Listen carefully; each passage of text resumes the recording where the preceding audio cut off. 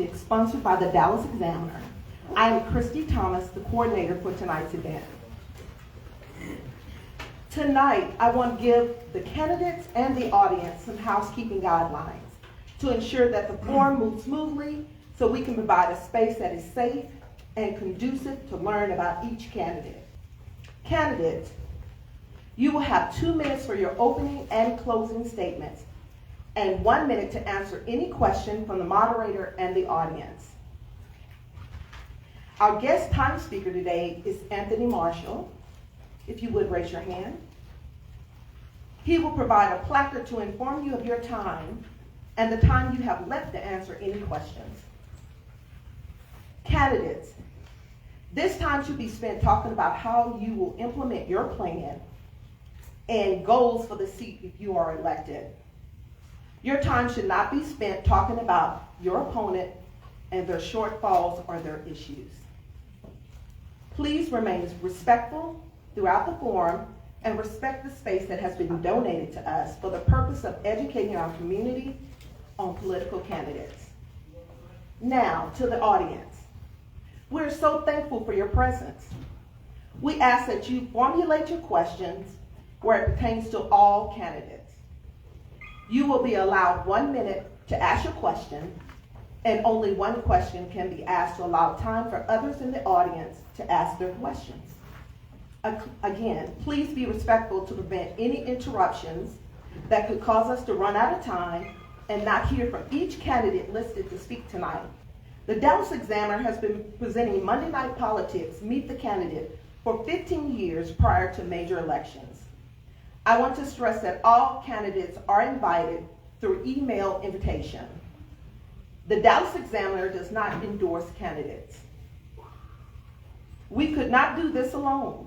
Our sponsors are nonprofit organizations, too many to name, all the Black sororities and fraternities, the NAACP chapter, the Links, and the African American Museum. Our moderator for tonight is Eric Wilson. Eric served on the Dallas City Council and is very familiar with city government and the issues in our community. Lastly, please silence your phone, and video recording is prohibited for this event. On behalf of Molly Belt, the Dallas Examiner, we would like to thank you again for attending Monday Night Politics Meet the Candidate. This forum will be streamed live on Facebook. Thank you.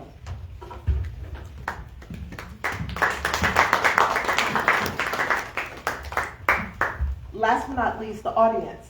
When you have a question, you can come down here and I'll present a microphone so you can ask your question. Thank you. Good evening. Good evening. We're at a funeral, or what? I mean, I know it's cold outside. It's kind of warming up a little bit. Good evening. Good evening. All right. My name is Eric with the K. Wilson, and I am your moderator for tonight. I had about a 7-minute speech that I was going to do before, but due to the fact that we have about a gazillion candidates that we need to get through tonight, I'm going to be real short because you don't want to hear from me, you want to hear from the candidates. So at this point in time, I just have a quick note, if I can get our first set of candidates. Representative Victoria Neva Credo. Yeah. I try. I spent all day doing that too. And Nathan Jones. All right.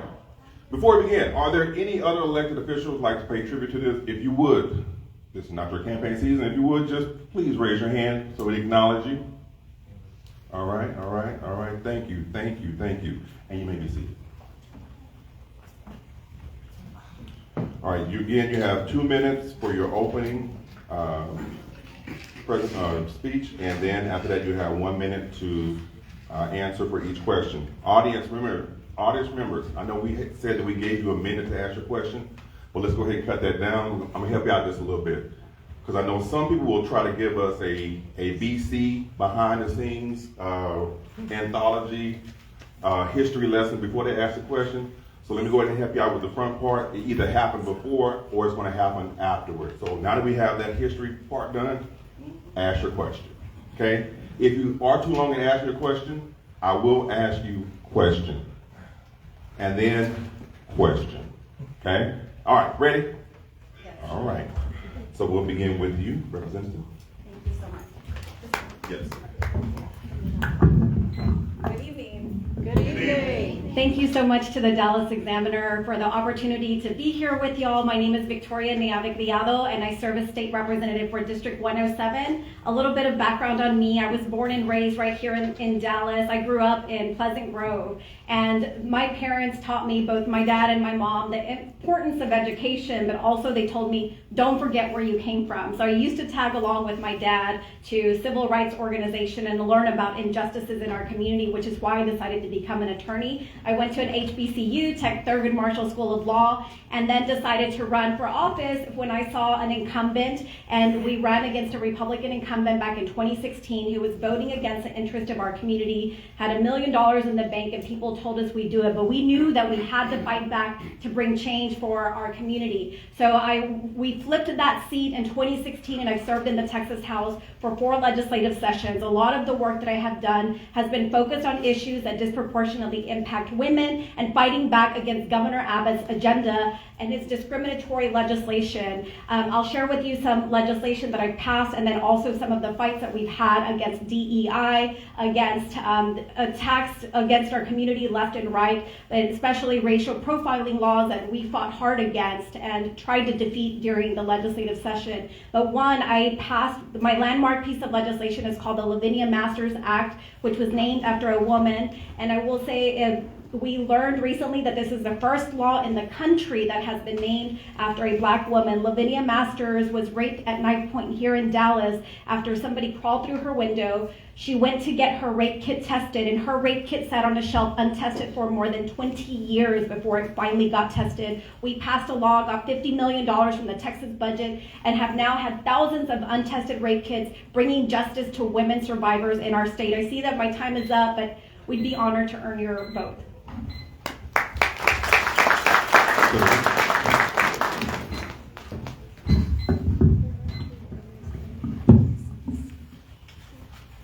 Ready to go?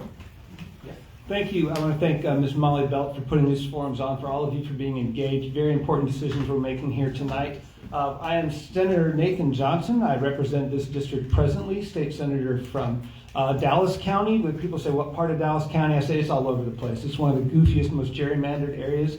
There's blobs everywhere. But the thing that we all have in common is we all need some basic things. We all need education. We all need electricity. We all need healthcare. And those are the things that I've dedicated myself to as long as I've been in office, alongside the other promise that I made when I beat the right-wing Tea Party, Matt Don Huffines, in 2018. I promised everybody I would fight like hell against the mania, the extremism on the right, and at the same time apply myself, stay up late at night, get up early every morning and figure out what do we need and how can we deliver it. That is what I've done. That's why over the past 3 sessions I've passed around 100 bills. Last session I passed 47 bills. There's some people who think that passing bills means you're not a real Democrat. Well, I've also been in trouble for calling the Republicans irresponsible, spiteful, lazy, unimaginative, and sanctimonious. So it's not really an issue about whether or not you fight. It's how you fight and whether or not you deliver. I got the first ever tax incentive for the Minority Opportunity District in the history of Texas for Senate District 16 and throughout the state. I got 200,000 low-income people health insurance for the first time in the history of the Affordable Care Act. We've moved Medicaid expansion almost across the line, but the Republicans still won't do it. That's why I found other ways to get it done. I've passed an SEL bill. I got infant hearing, Alzheimer's, youth mental health, clean water, clean air. We do everything in my office because all of us need all of these things. I hope we have some questions here tonight because the work we're doing is critically important. I'm glad you're here so we can have this conversation. I'd be proud to earn your vote. Thank you. All right. So I will ask a few questions, 1 or 2 questions, and then we'll open it up to the audience. So after they've given their opening speech, I want you to think about what questions that you want to ask specifically to their position. So we'll start with an easy question. Warm-up question. So what is motivating you to run for re-election? Oh, because there's so much opportunity in Texas. It's got more opportunity than any state in the nation. We have great natural resources. We have a young, energetic, industrial people. We've got all sorts of great institutions and great schools and world-class healthcare, and yet we have 14% poverty. It's an uneven distribution of opportunity. It's an uneven distribution of resources. And if we can do the moral thing and bring more people into opportunity, we also will leap forward with all that potential we have in this state. It's the possibility of wasting our advantages and the possibility of capitalizing on them that really drives me every day to make sure that everybody has the opportunity to participate and lead a good life here. Thank you. Representative. Question to you is, what is motivating you to run for this position? Thank you so much. So there is so much at stake with the threat of a Trump presidency looming over us when we have a woman who is having to travel to another state to obtain reproductive rights, and we know that our abortion laws impact women of color in a different way. When we have Governor Abbott attacking people of color, taking away diversity, equity, and inclusion from higher education, and we know that they're trying to go after private business and other governmental entities as well. There is too much at stake to not stand up and fight when it matters the most. Every single vote that we take matters, and we can pass big laws and at the same time stand up and fight when it matters the most. I want to give the voters of Senate District 16 a choice about the type of leadership that we want. Do we want somebody who's going to cave to Dan Patrick whenever key critical issues facing all of us come before us, or do we want somebody who's going to fight? And that's what we want, to take our fight from the House to the Senate, because there is too much at stake. All right, Lorraine, this question is yours. Since we talked about critical issues, next question. The issue of gun control is a topic of debate across the nation.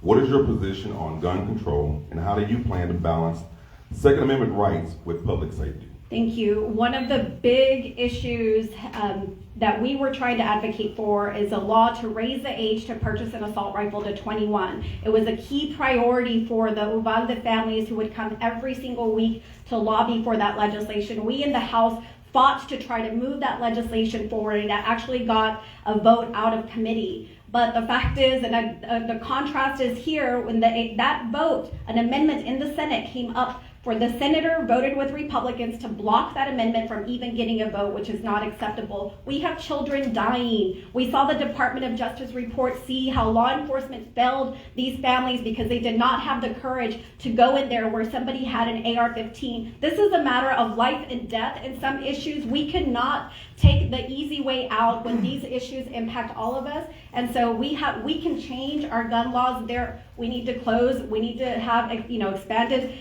background checks. We need to close the gun show loophole. There are lots of solutions that have passed in other states that we can get done in Texas by building coalitions.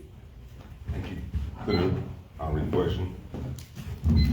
The issue of gun control is a topic of debate across the nation. What is your position on gun control, and how do you plan to balance Second Amendment rights with public safety? Thank you for the question. It is an important one. It's also an important one with regard to the contest between me and my opponent. I'm going to start right where she left off.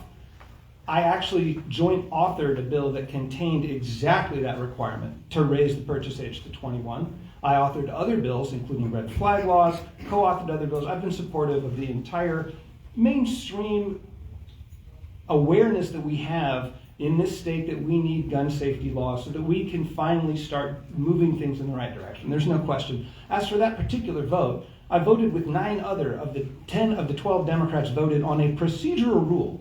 It was to uphold a parliamentary ruling as to the germaneness. The amendment was never up. I support the amendment. I filed a bill with that amendment in it. What would I do to make things better? Red flag laws, background checks, cooling off periods, do not sell lists, all of the 5, 6, 7 different things that are in this omnibus legislation, of which I am a joint author and outspoken advocate. May I respond to that? Because the germaneness No, ma'am, sorry. Yeah. All right. Now, we'll open it up for audience participation. This is your time to ask questions. Please step forward. Don't be shy. I can see what you're thinking. I know you want to ask it. Come one minute. Anybody rush you all at once? Oh, Mm-hmm.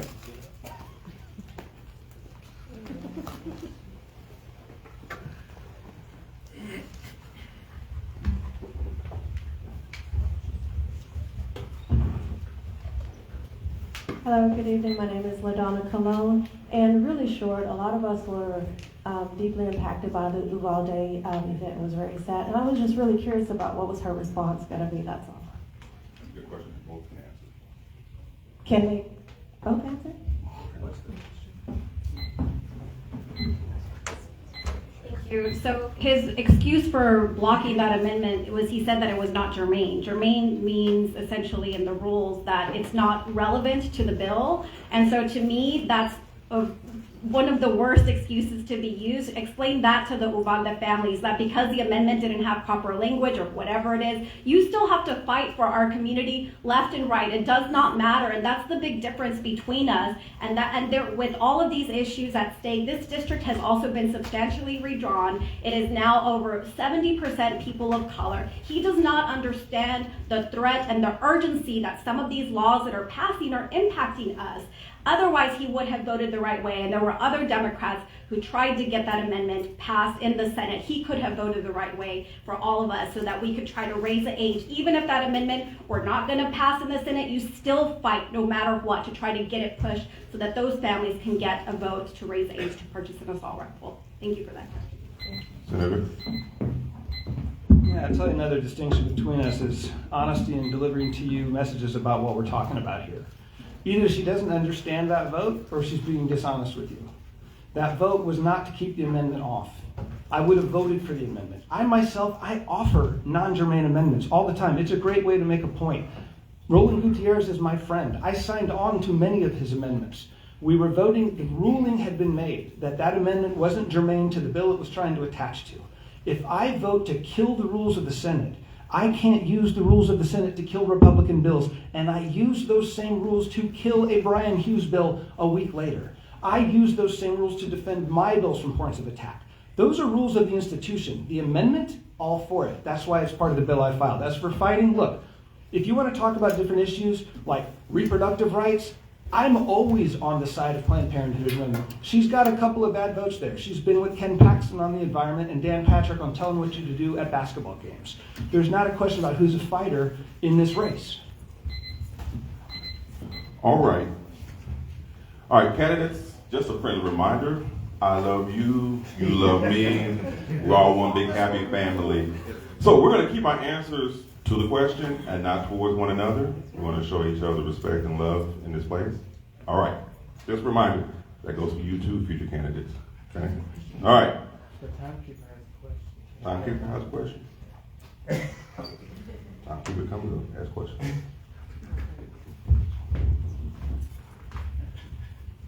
I know, can anybody answer? Today is the anniversary, would have been the 51st anniversary of Roe.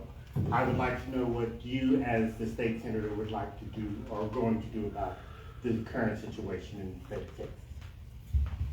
That question is for Senator.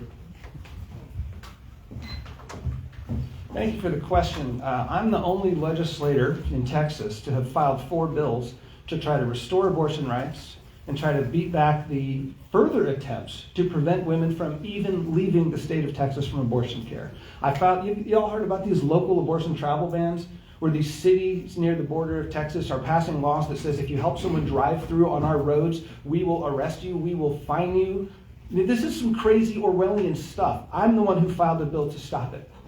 I filed a bill to erase the pre-Roe abortion laws. I filed a bill to legalize medication abortion consistent with the FDA. Did I think they would pass? No. I knew they wouldn't even get a hearing, but damn it, we've got to put these on paper. We've got to get press interviews because we've got to keep these issues alive and start turning the tide back in the direction of reproductive freedom for women in Texas. Representative.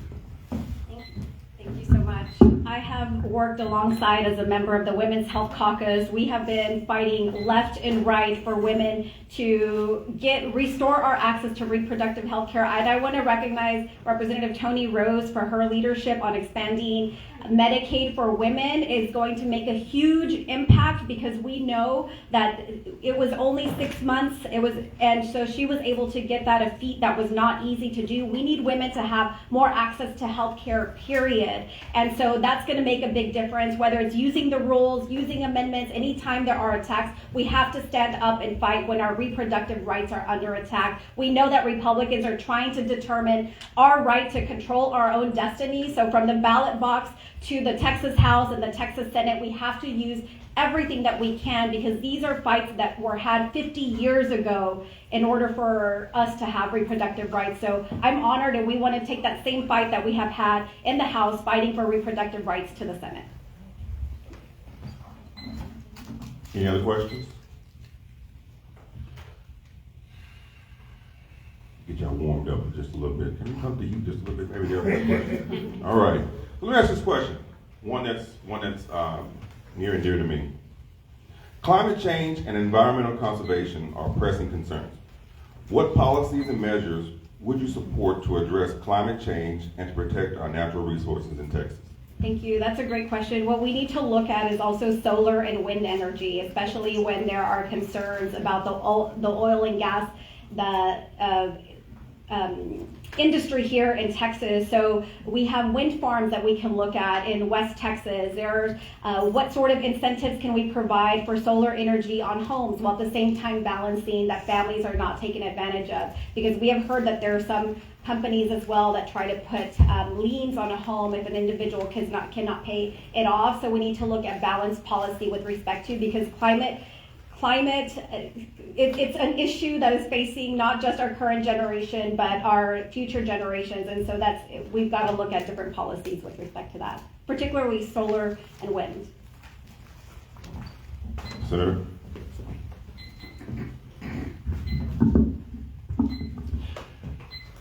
I've probably spent 1,000 hours in the last 2 years working on the grid.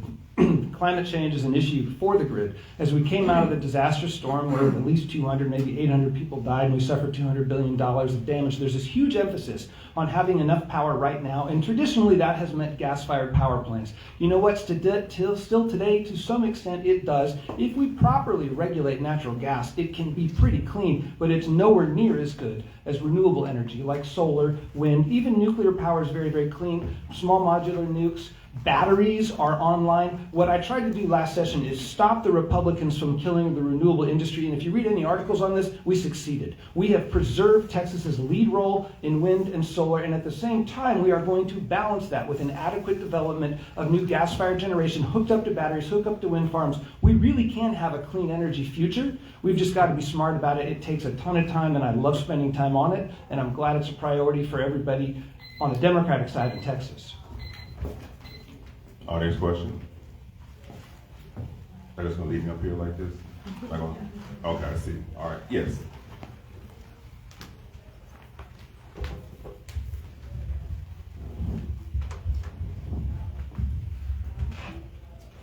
Okay, this is to both senators. Earlier, the topic of rape kits was brought up, and I wanted to ask, do y'all think there is a possibility for rape crimes to be prosecuted with like a more equivalent punishment besides 6 months or a year, like to where we can get to the future of more 10 or 20 years to like be more, fair to the victims? Thank you, and that's a great question. I created locally a sexual violence task force with subject matter experts that's specifically focusing on this, and I'm excited about you and your future because I know that you're studying politics and we need more young people to be engaged in the process, so thank you for being here.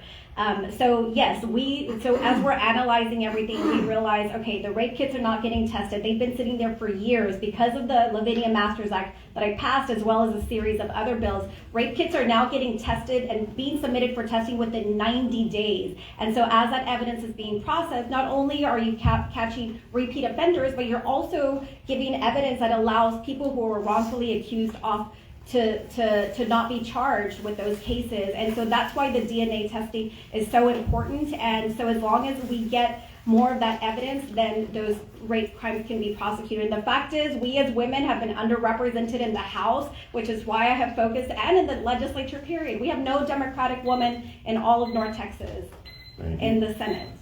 Senator? Thank you. I appreciate that question. And first of all, the Lavinia Masters Act that Representative Neave passed is a great bill. It is a landmark piece of legislation for some of the reasons that she was just saying. You asked about increased penalties, which generally Texas loves doing, and so there probably is a way to get that done, and it should be done. What I think is more important about the testing the rape kits, we've seen in studies of what alters criminal behavior. The severity of the punishment has less effect on criminal behavior than the certainty that you're going to get caught. So the good thing about the rape kit testing is it does provide additional evidence. We are more likely to catch people, and that will do more, I think, to prevent rape crimes than people being in jail longer. But you know what? If there's not parity already in sentencings for a heinous crime like that, there absolutely should be. So I would support it. Senator? Question? I have one. Access to affordable housing is a challenge for many Texans. What strategies do you have in mind to address this issue and ensure affordable housing options for all residents? It's a huge issue. We talk about all Texas advantages. One of the things we've had as an advantage is affordable housing for a long time, but time's up. People are moving here, 1,000 people a day, and it's no longer affordable to live in many parts of Texas. One thing that we can do is try to keep the existing stock of affordable housing in the stock of affordable housing. I actually passed legislation to do that previous session, and I actually worked with the Texas Department of Housing to implement another one of my bills just through their regulatory people. Make sure we don't lose any of our affordable housing. I've been working with developers to try to put together a $2 billion fund that I proposed to incentivize the construction of more affordable housing. We find that the thing that leads to homelessness more than anything else, and there's research all over the place on this, is unaffordable housing and poverty. So we need to address poverty, we need to address the lack of affordable housing. Those are two things that I'm actively engaged with the affordable housing community in trying to find ways to make more available at affordable prices. Also, state assistance to local government rent campaigns. Why aren't we giving some of that $32 billion surplus to local governments? Thank you. Representative? Thank you. Right now, there are some families that are a paycheck away from not being able to make rent. Evictions in Dallas have skyrocketed. There was a local ordinance by Dallas to try to give tenants a little bit of extra time to work with their landlords so they would not be evicted. I serve on the Business and Industry Committee in the Texas House. We fought very hard to try to kill a House version of a bill to preempt ordinances like that from Dallas to try to protect tenants. We were trying to explain to our colleagues how this is going to be devastating for our cities in our area where people could be evicted without getting that extra time. While I'm fighting in the House to try to kill that legislation alongside my colleagues, Nathan Johnson voted for that version of the Senate bill that is against renters. That's the difference between us, with all due respect to him. Here's the contrast in the votes. When it matters the most, are we going to be protecting tenants who are just trying to not get evicted? That's the difference. So are we going to have Thank you, thank you. If we're going to have a debate, should I respond? Again, I love you, you love Because I'd be me. happy to respond. We are going to speak on the topic and not towards the next time. I will, just so we understand, the next time we do it, you're going to forfeit your question, you'll forfeit your time, and we'll move on. Are we Even- allowed to show the contrast in the vote? You can talk about the topic, answer the question, do not direct it towards your opponent. You will lose your question, lose your time. All hearts and minds clear? All right. All right. All right. Did you answer the affordable housing correct? Both of you. All right. You did? Yours? Yeah, yes, I did. You did? Okay, Yes, I did. cool. All right. Next question. Representative, yours. Texas faces challenges related to transportation infrastructure, particularly in urban areas. How do you plan to address these challenges and improve transportation systems across the state, such as the high-speed rail? Thank you for asking that. So right now I represent District 107, which includes parts of East Dallas, Garland, and Mesquite. For any of you who live in that area, y'all know how the traffic congestion on 635 is. When I first got in office in 2017, we fought for more funding for the 635 project, the LBJ East, which runs from 30 and 80 all the way to 635 and 75, and you'll see that there are lots of expanded roads now, and so I helped get some of that funding and fight for funding for that. With respect to high-speed rail, we need to modernize our transportation system. As a member in the Dallas delegation, a lot of us throughout the years have fought to try to protect that opportunity to connect to Dallas, to Houston, because we know that the high-speed rail opportunity cost a lot less than some flights, and we want to make sure that we protect that. And so we have been successful so far at protecting that opportunity for the high-speed rail, but there are always attempts to try to prevent it from going into, or legislation to try to block it, but we've got to fight back. Thank you.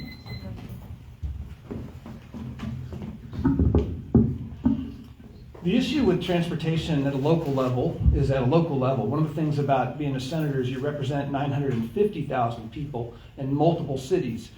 The problems we have right now are that high-speed rail and other forms of transportation are not the subject of uniform agreement among our different cities. So one of the things you can do as a senator is get all the people from Irving and Addison and Farmers Branch and Dallas and Balch Springs and all the different areas of Dallas into a room together to talk with the people at DART, to talk with the people at TxDOT, to try to have a coordinated approach. Because if you get 23 of the 24 miles, you have a very long walk at the end of your ride. So it's going to be intermodal, multimodal. You're going to have last mile transportation to the extent you do have high-speed rail. What if there's another 17 blocks at the end of that? You can have programs with local governments. Again, I'm a big fan with using state money to fund local programs because they can best reach the people to deliver those transportation needs. High-speed rail, it's dead. It might come back. I'll support it if it does, like I did last time. Question? Oh, then you don't have a question? Okay, all right. Some good information, that was some good. Okay, all right. Senator. The COVID-19 pandemic has had a significant impact on our state. How do you plan to support recovery efforts, strengthen healthcare infrastructure, and to prepare for future public health emergencies? You know, I wish we had expanded Medicaid already in the state, but we haven't. We have the highest uninsured rate in the nation. The COVID experience exposed the frailties and the weaknesses in our healthcare system at every level, but most particularly with people who don't have insurance, who don't have access to healthcare. We need to expand Medicaid. It has been a signature issue for me. It used to be something people didn't talk about because they were embarrassed. It's now the front page of every paper. We're so close, but we're not there because it's still being blocked by Greg Abbott and Dan Patrick, and we are going to overcome that. In the meantime, we've got to work with the Health and Human Services Agency. Something I've been a big proponent of is actually paying people who work for the state of Texas enough money that we can keep them in their jobs, because our human infrastructure at our agencies is rendering us incapable of delivering the level of healthcare service that people need. We don't have enough people, we don't have enough IT systems. I'm involved with the Sunset Commission and the Health and Human Services Agency and federal authorities to try to keep federal money. I went to Washington, I wrote the letter that the Senate and the House sent to try to keep our federal money coming, because there's a lot we need to do in healthcare. So when COVID hit, you could look at a map and see the zip codes where COVID numbers were higher, because a lot of our community did not have access to the shot.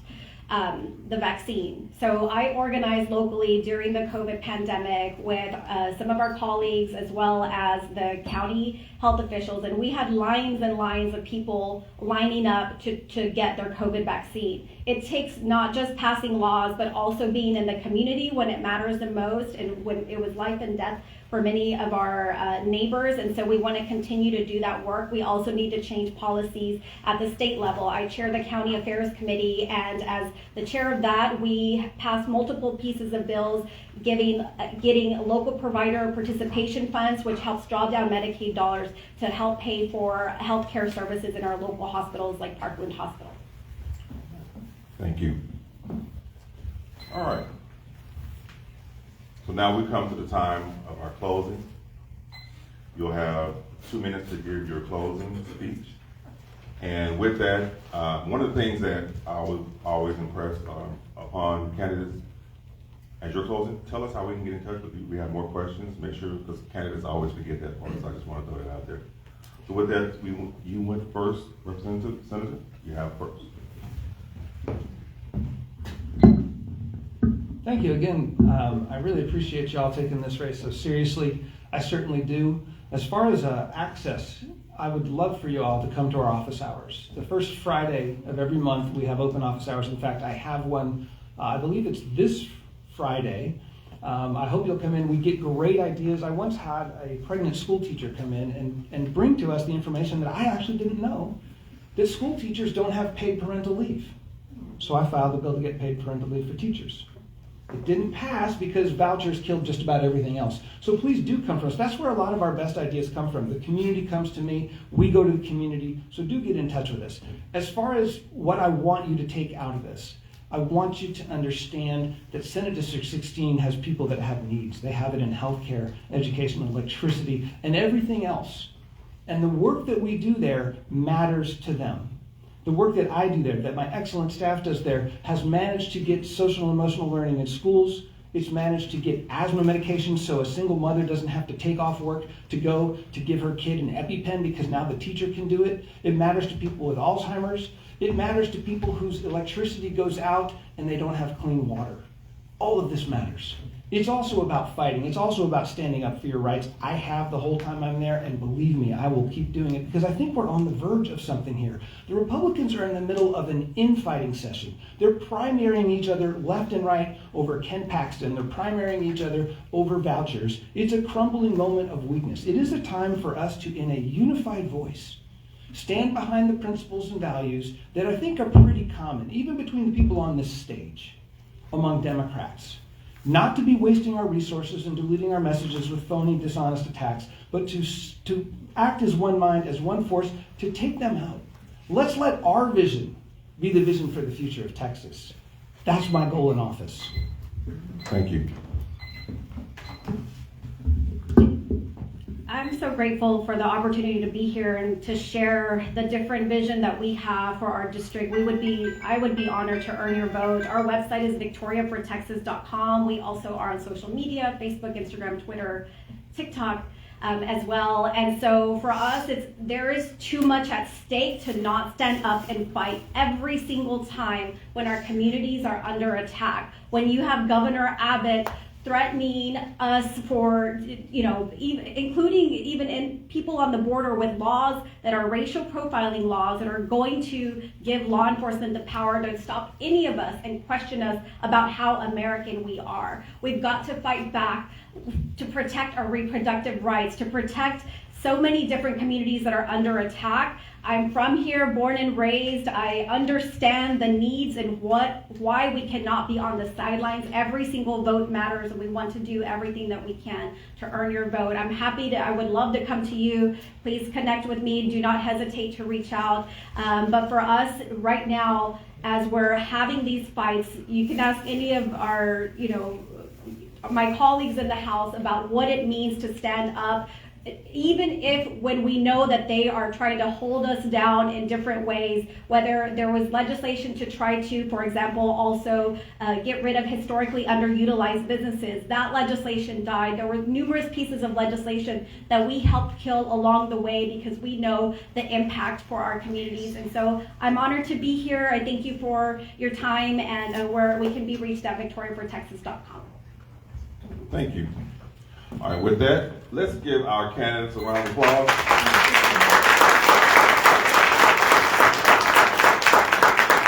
Thank you. You may exit.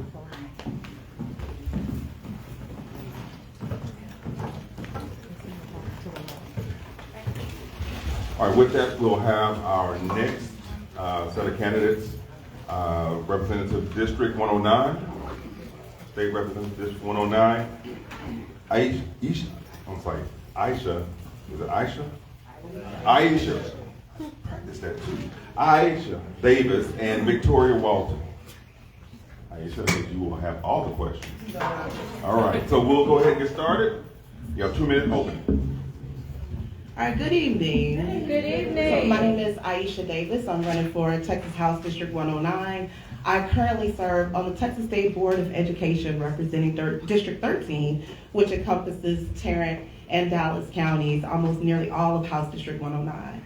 I'm very proud to have the endorsement of the current House member, Representative Carl Sherman, as well as Senator Royce West and many of our local elected officials in the area. Some of the things I've been able to accomplish on the State Board of Education: within my very first term, I was elected in 2018. I was able to lead the successful passing of African American Studies as a statewide elective course. Now we have thousands of students all across the state of Texas that are enrolled in the course, and we are working on Native American Studies as our next ethnic studies course. I was also able to work with Senator Royce West to start an internship so that underrepresented students know how to manage multi-billion-dollar portfolios like we do with our Texas Permanent School Fund. I worked with Representative Retta Bowers in passing the Texas Crown Act to make sure we don't have discrimination against our students and they're free to wear their hair however they would love to.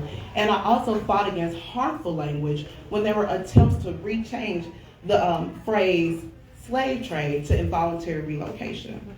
So these are some of the things I've been able to do to work across the aisle. Nearly all of those things had a unanimous vote.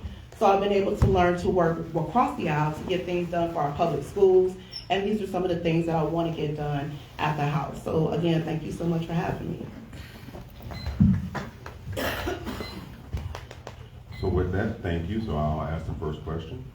So what inspired you to run for the office of State Rep 109? Yeah, so on the State Board of Education, I've been able to accomplish some really good things, but we work within the scope of the law. So we have to make sure that we have laws that allow us to make decisions for our public schools. But I've seen so many attacks on public education at the legislature. I've seen attacks against DEI in higher education. I've seen attacks with critical race theory in our K-12 schools. I've seen so many negative attempts to make sure our schools don't have the resources that we need. And I've seen attempts to make sure teachers don't get the pay raises that they deserve. So I want to make sure that I'm a voice working the same way I did at the State Board of Education to make sure we have stronger schools and stronger communities. So staying on that theme, what steps would you take to address those issues of education funding and improving the quality of education in the state? So I've been able to work with legislators a lot in my role. And what I've observed is a lot of times there's a disconnect in knowing how schools actually function, what education funding is actually needed, and what happens when that funding is not there. So being a voice to know exactly what's happening in our public schools is first and foremost. Before I ever ran for any of these roles, I was a teacher. So understanding what really is going on in our public schools and the need is the first thing I want to bring to the table. And again, working across the aisle like I've been able to do at the State Board to make sure that we're focused more on schools than politics and getting the right things done for schools. So that's what I want to do to get things done. Good. Question. Criminal justice reform is a topic of importance. What measures will you support to promote fairness and to ensure justice and equitable justice systems in the state of Texas? Yes. So, and I know I'm talking about education, but I want to say this. When we talk about criminal justice reform, we have to start with public education and making sure that our students are receiving all the resources they need to improve their outcomes. And when you see these students that have some sort of indicator that they need a little extra help, identify that before they get caught up in that system, in that school to prison pipeline. So that's the very first thing I want to address. Through my conversations that I've had with Representative Sherman, one of the things that he said to me that was just astounding was that in the state of Texas, we are required to have air conditioning in our facilities that home our pets. But you're not required to have air conditioning in those facilities that house our folks going under, whatever correctional things they're going through. So when we talk about fairness, when we talk about making sure that our folks that are incarcerated have rights, we want to make sure that even though they are serving time, they still have human rights and human needs and that they deserve to have addressed. All right. Those of you who are watching online, you have an opportunity to submit questions as well. I know as our audience present is warming up to ask questions. Right. Here's your opportunity. So I open the floor to our audience to ask questions. Representative, can you talk about the top 3 issues you're going to fight for House District 109, please? Sure, of course. So first, education, of course, will be my priority. Something that I found out that is so unique and so dynamic about House District 109 is that we have more union members in our district than any other House district across Dallas County. So making sure that the folks that are working in House District 109 have access to health care, have opportunities to grow within their career, and that we have a strong pipeline to make sure that we keep those big numbers of union workers in that district. So definitely want to look at that. And economic development, we have a lot of opportunities for development in District 109, a lot of open space, a lot of folks who know how to get things done. So all of those different resources that we can use from the state level to improve District 109 will be things that cities all across Texas will be able to use when they think about improvement plans. So definitely education, definitely economic development, and definitely healthcare. We don't have any major healthcare systems in District 109. We don't have a Planned Parenthood as well. So making sure that we have those resources for our citizens. Thank you, thank you. All right, switching gears just a little bit, we've talked about one of our most vulnerable, and that is our youth. The other area that's our most vulnerable that needs a lot of attention and a lot of support is our elderly. How do you plan on making transportation available for the elderly who don't qualify for Medicaid but need to get to their medical appointment? We have so many things that we need to talk about when it comes to our elderly population, making sure they have adequate retirement benefits. And this is all included within that, making sure they have access to get to where they need to be so that they can have health care, so they can get objects that they need, so that they can still have a full life. I plan to work with my colleagues on both sides of the aisle to tap all these deep discussions about our elderly, about our care, and about retirement, to make sure that these folks that have contributed so much to our communities for so many years can live comfortably now that it is their time to pass that torch on to others. So making sure we constantly, consistently have that conversation about retirement benefits and making sure that our elderly population is taken care of will definitely be very important to me.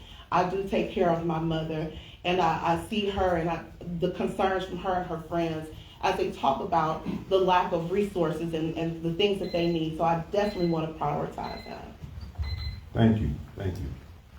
Questions? All right, moving along. Talked about resources.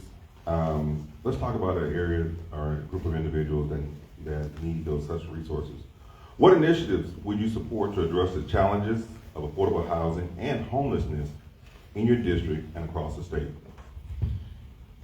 It's so crucial to work with those local entities that understand the communities, that understands the needs, and understands how to best spend those resources to address homelessness, to address affordable housing.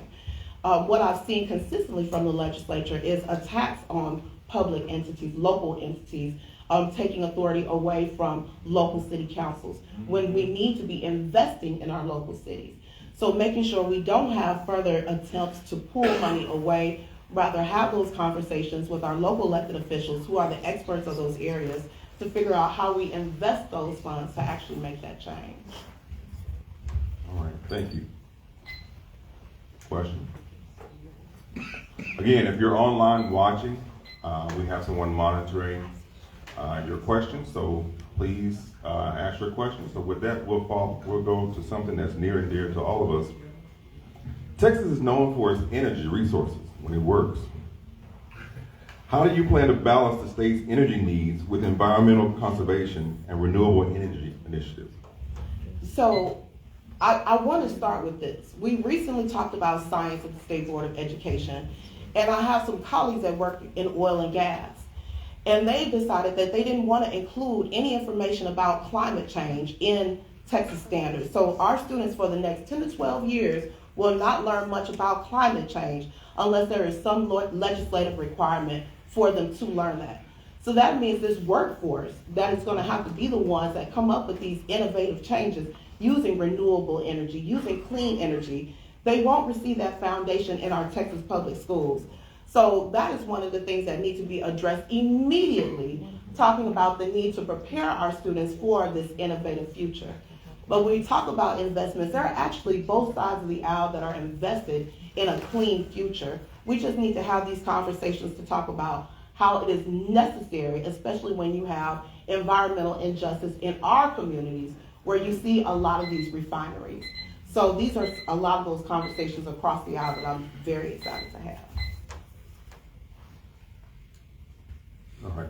So I'll ask a question that I previously asked. The issue of gun control is a topic of debate. What is your stance on gun control, and how do you plan to balance Second Amendment rights with public safety? I believe in gun ownership. I'm from very rural Mississippi, so I grew up in a family of hunters. So I believe in gun ownership, but I believe there is a responsibility that comes with that. I believe when you are 18 years old and unable to buy alcohol, I don't think you should be able to buy an assault rifle.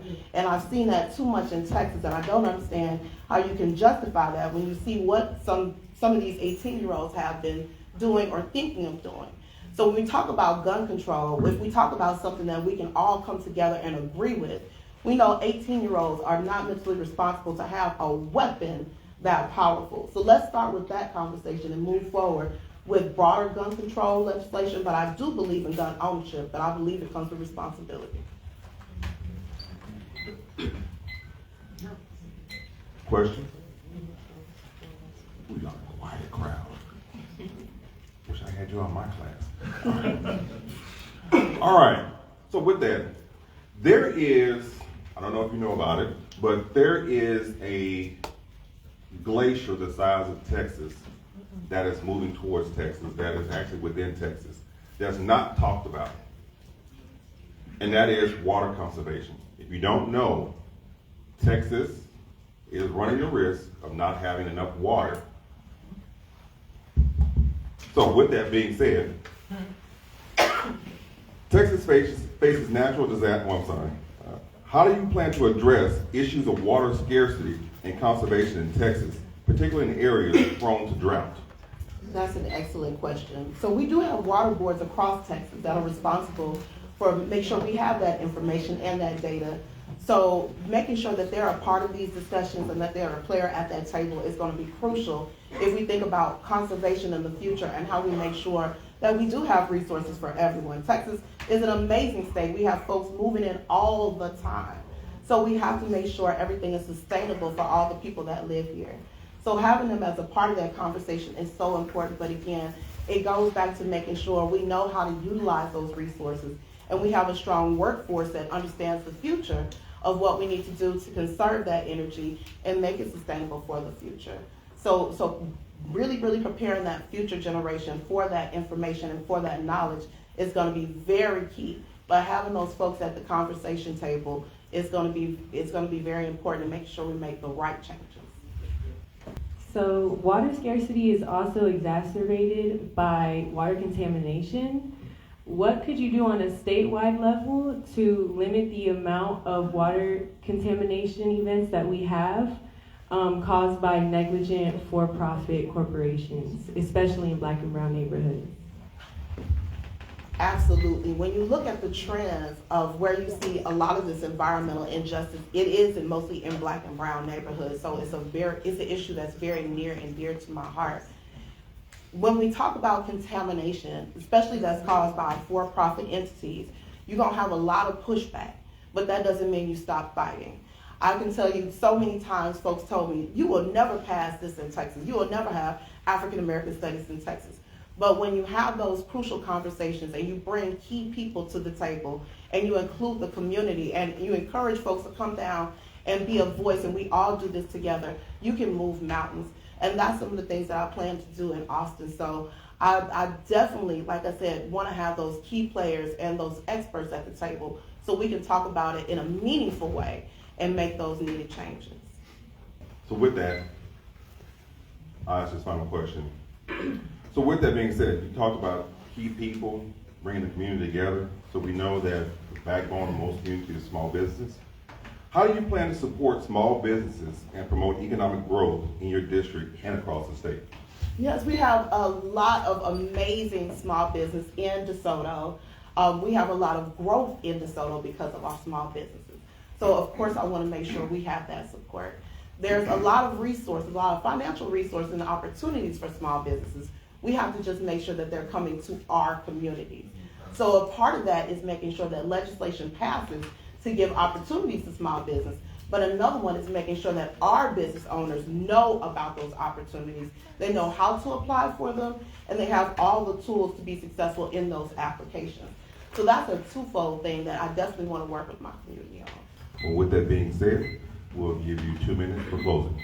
Again, thank you so much for listening to me tonight. I'm very, very excited for this opportunity. I do want to say there are some very tumultuous things going on down in Austin. We have so many attacks against public education, voting rights, healthcare, and I want to be a voice. Not just a voice to go down there and just say what's going on, but a voice for change, working across the aisle, working across the hallway with the Senate to make sure that these things do come to fruition. So you can reach out to me. I'm on social media. I have a website, AishaForTexas.com. Very excited to hear from you. I've been so happy to learn so much more about the district through this journey, and just so excited to work with you to see what more we can do together. One thing about the State Board of Education, I don't have an office, I don't have a staff. So I've worked with the community to get things done, and we have done so many things together. And that's exactly what I plan on doing at the House. So again, thank you so much for having me. This has been an exciting journey, and I thank you for the opportunity to serve.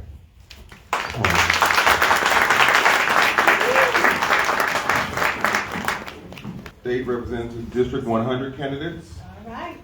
Incumbent Vinton Jones. Sandra Crenshaw. Justice McFarland. Barbara Mallory Caraway. Please come to the stage.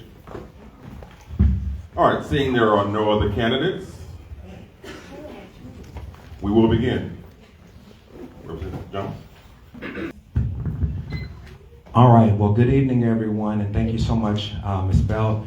Thank you, everyone, for being here. Again, my name is State Representative Vinton Jones, and I have the honor and the distinct pleasure of currently serving as the State Representative for House District 100. I'm very excited about this opportunity to be able to run for my second term to the Texas House of Representatives, because I feel that our work is just getting started. And when I came before you today, when I came before you 2 years ago, I told you that I wanted to be able to bring stability to this seat.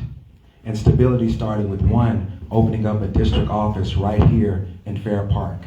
Stability started with working on key issues that were important to House District 100, healthcare, our public education, working for equality and justice for all, also working to preserve our communities for the families that have raised their families in House District 100 for generations, and working to address those different issues. Stability includes getting Freshman of the Year and working to pass 29 pieces of legislation that are now law. That's stability. That's the work that I've started with as State Representative for House District 100. That's the work that I want to continue if elected, and that is what I'm asking for the votes, for the voters of House District 100 to continue to have me as their State Representative in House District 100. Thank you so much. All right, with that being said, I ask you the question. So what is motivating you or inspiring you to run for re-election? Well, as I started, there's still so much work to be done. And for people who are not familiar with the first part of my race, I decided to run for this office because parts of the district that I grew up in, parts of Oak Cliff, parts of South Dallas, West Dallas, and East Dallas, are not getting the attention that other parts of Dallas are getting, and something needed to change with that. There's been a number of issues that I am looking forward to talking about tonight, whether we talk about housing, we talk about the state of public health, or just we talk about the condition of our roads and our streets and our schools. All those things require fighting right now, and I'm a person that has been that fighter and that has worked on behalf of House District 100, not just when I was elected or seeking office, but that is work that I've committed to my entire life. Texas has a diverse population of varying perspectives. How do you plan to ensure the voices of all communities in your district are heard and represented? Absolutely. Well, I think that my 20 years in navigating healthcare policy, executive leadership, and also working on behalf of House District 100 and communities like House District 100 has prepared me for this work. First, we have to be engaged with mobilizing our communities and being able to understand that House District 100 of its 200,000 residents is majority represented by people of color. So at the front of that table, we have to have people of color at those conversations. One thing I think that is so important is navigating just the understanding of state government. A lot of people understand what's happening here locally and also see on the news what's happening federally, but very few know about state government and having to navigate that. So I think one of the largest things that I can do of service in my district, and we've already started that work, is helping them understand the state government and how to navigate and move legislation, and also being able to do that on behalf of diverse populations, Black communities, brown communities, and other communities that make up House District 100. And with that, I'll open it up to our very warmed up audience who more than ready, prepared to ask a question. Everybody run down at once. Texas faces challenges related to healthcare access and affordability. What policies and initiatives will you support to address these issues and ensure the well-being of your constituents? Absolutely. One of the biggest things that we all can do as far as state lawmakers is support the full expansion of Medicaid. But we also understand in a place like Texas, that's not a conversation that we can have right now without the appropriate leadership in which we need to work to replace so that we can have those votes. But one thing that we did do during the 88th legislative session, and I'm so happy that State Representative Toni Rose is here, was to be able to work on her legislation, which worked to make sure that new mothers had access to health care, not just for 6 months, but up to a total year. I think that those are the different incremental things that we have to do as we navigate a more mid-term strategy of turning this state blue. And working to make sure that we get the right people in the governor's office as lieutenant governor and other statewide leaders as well. And so that's a conversation that doesn't happen in 2 years. That's something we have to move towards and mobilize towards so that we can be able to finally get those outcomes and pass the legislation that we need in healthcare and other areas that we're talking about this evening. Thank you. Thank you. Questions? Thank you, Representative Jones. You have did a good job representing me in House District 100. And I just want to plug this in. At first, when he first ran, y'all, I did not support him. I ain't even gonna play. But I noticed, I paid attention to his work, and he has really been doing a good job for House District 100. And I'm just gonna plug this, and then I'm gonna ask my question. Okay. And so he did represent my community, Jalapa, in the environmental justice. Him and Representative Rose is doing a good job down at the legislation on environment. But my question is, if you're re-elected, what are your new 3 priorities for House District 100? Very good question. I'm going to start with probably not a popular answer, but I don't have that answer yet, and I'm going to tell you why. Because when I started on addressing healthcare, addressing public education, working for community infrastructure and equality and justice for all. As we now move forward into a second session, there's something that I've been working on and talking with constituents about, and that is coming up with our legislative agenda in advance. So part of what our work is doing in this second year of my first term is actually reaching out to neighborhood associations, which put me in Jalapa, reaching out to union members, reaching out to healthcare leaders, and asking what are the things that are needed to be able to inform the legislative agenda. And it's so interesting that many people have said that question has never been asked of them. What do you need before it's time to file the legislation? So before I come up with my legislative priorities, I want to convene those conversations so that not only that can inform the legislative priorities, but also be ready for us to be able to file legislation day one to move on behalf of House District 100. Thank you. Thank you. As a state legislator, you understand that there are several Goliath industries that carry a lot of weight. One being insurance, whether it's health or vehicle or home. Question came from online. What regulations would you support and would you try to enforce, or would you enforce to limit insurance companies and from switching an individual's insurance without them being aware, and arbitrarily increasing their rates? Absolutely. So when it comes to working on issues regarding insurance, we work very closely with the insurance industry and making sure that, particularly when it comes to access to healthcare, we know that lack of insurance or gaps in insurance coverage are the biggest issues that causes gaps in healthcare coverage. So we definitely want to make sure that we are not creating opportunities for disruption to take place. To your question about what regulations that we want to put in place with insurance companies, I think that as a member, and for those who do not know, I've had the opportunity to serve on both the Public Health Committee as well as the Corrections Committee.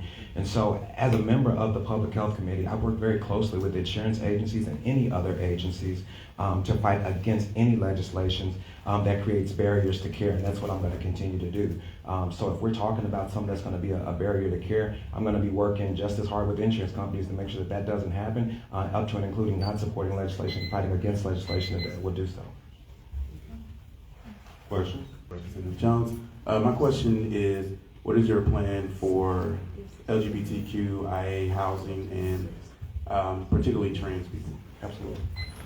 And so, working on behalf of communities of color, particularly those at the intersection of being people of color and LGBTQ, has been a huge focus of mine. And I think that we have to look at some of the exact same conversations that we would do for most of our communities. We need to make sure that we have funding allocated to be able to serve these communities, especially when you talk about housing and the need for both services to serve our young people who are being kicked out of their homes under the age of 18, or you talk about the needs of LGBTQ seniors. They reflect so many issues of communities, whether they're LGBTQ or not, in House District 100. They need to make sure they have access to stable housing first and foremost. Also making sure that includes access to wraparound services like good jobs, like actual affordable homes in these different communities. And I think that if we are tackling these bigger issues, we're going to serve the needs of LGBTQ communities, we're going to serve the needs of people of color, and we're going to continue to serve the diversity that exists within this district. Thank you. Questions? All right. Moving up. Get started.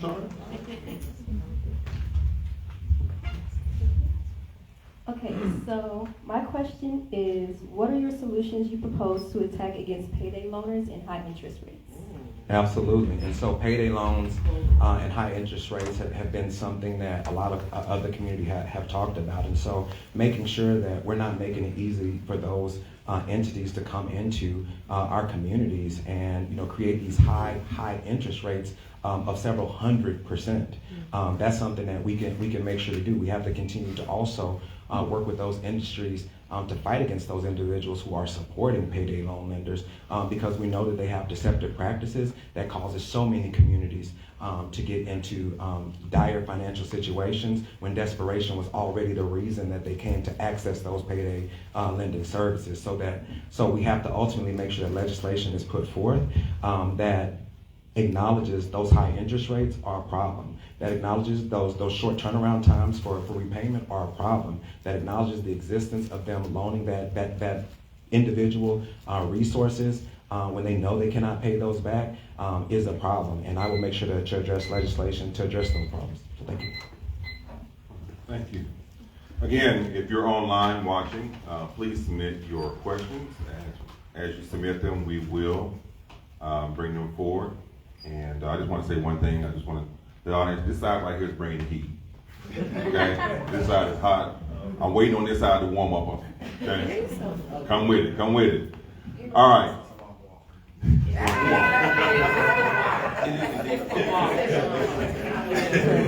We got people walking over here. With that being said, you talked about acknowledging what was said, and one way you do that is, good question, transparency and accountability are important in public office. Absolutely. How do you plan to engage your constituents, gather their input on important issues, and ensure transparency in your decision-making process? Absolutely. Well, it's actually work that I don't plan to do. It's work that's already been done. One, we opened a district office in the district, and we haven't had a strong district office in House District 100 for almost 4 years. So putting that office in place. Two, making sure that my office is accessible. There's a rule on my team that most emails and conversations require a 24 to 48 hour response time to make sure that the issue, no matter the issue, is responded to. Oftentimes I'm responding to issues myself, and which brings a point to my next point is making sure that I'm accessible to my community and not just disappearing in office once getting elected. And I'm happy to say that that's not something that I'm promising anymore. That's something that I have delivered on. I've been visible both in Austin and in the district, in addition to having a regular session and 4 special sessions.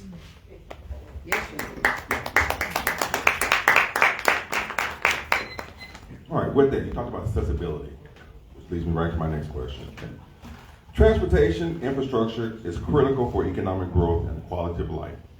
How do you plan to improve transportation systems and address traffic congestions in your district, and also address the issue for seniors who are needing transportation as well? Absolutely.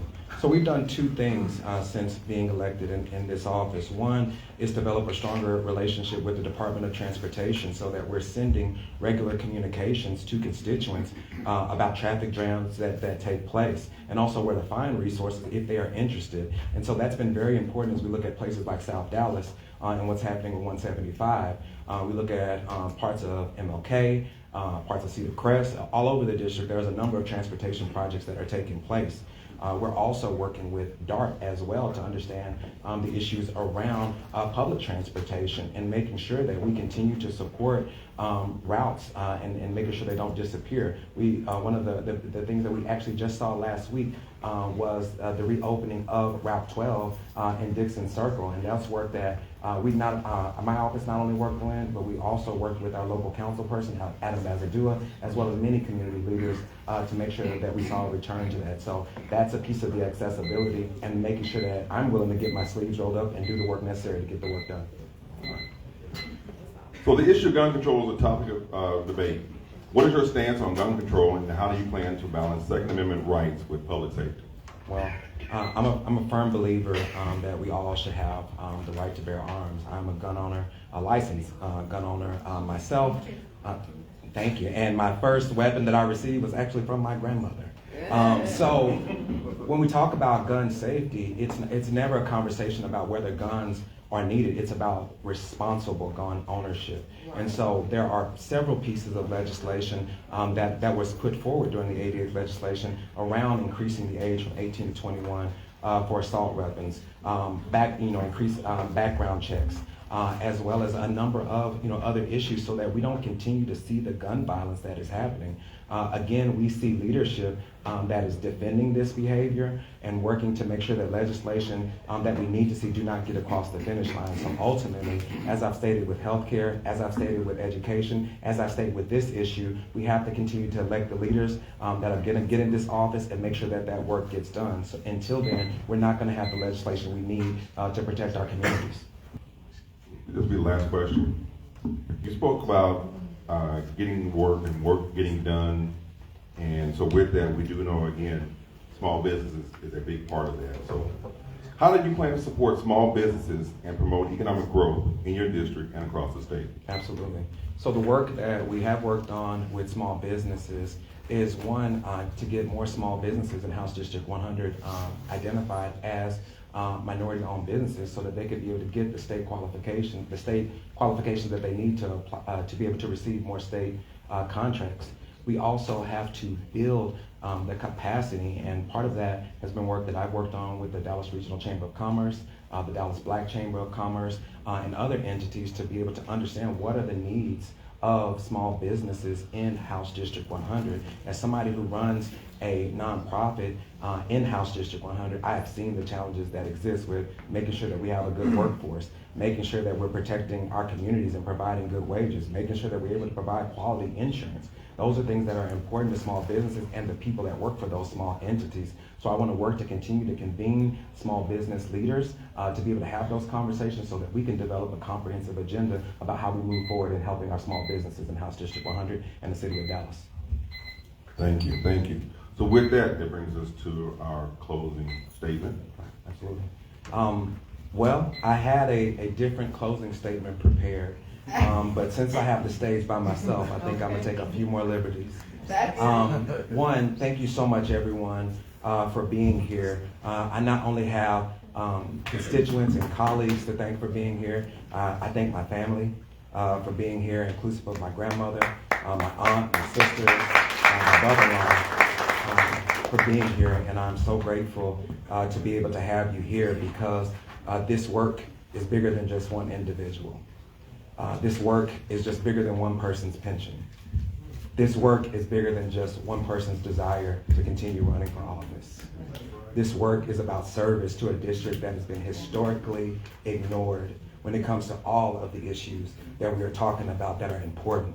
Gun safety, our public health, protecting our public education, and I think that what is most important is protecting House District 100 for communities that have made House District 100 the community that it is. And so that means our seniors. That means having opportunities for myself, someone who grew up in the district, to be able to come back into the district and contribute to the district. Yeah. And I'm so grateful to be able to have the opportunity to contribute in this capacity as state representative, and I'm asking for your support to continue to allow me to go back and do that work. When I came and said what I said to you before, it still stands.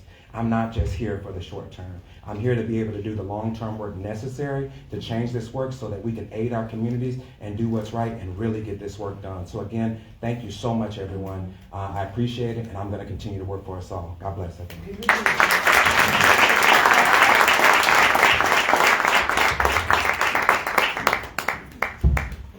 All right, with that being said, we have our final race for tonight. With all the conversation, I know you all are just preparing to ask questions, right? Yeah, exactly. All right, so with that, let's have our candidates for U.S. Representative District 32 make their way to the stage. Callie Butcher, Raja Chaudhry, Alex Cornwallis, Kevin Felder,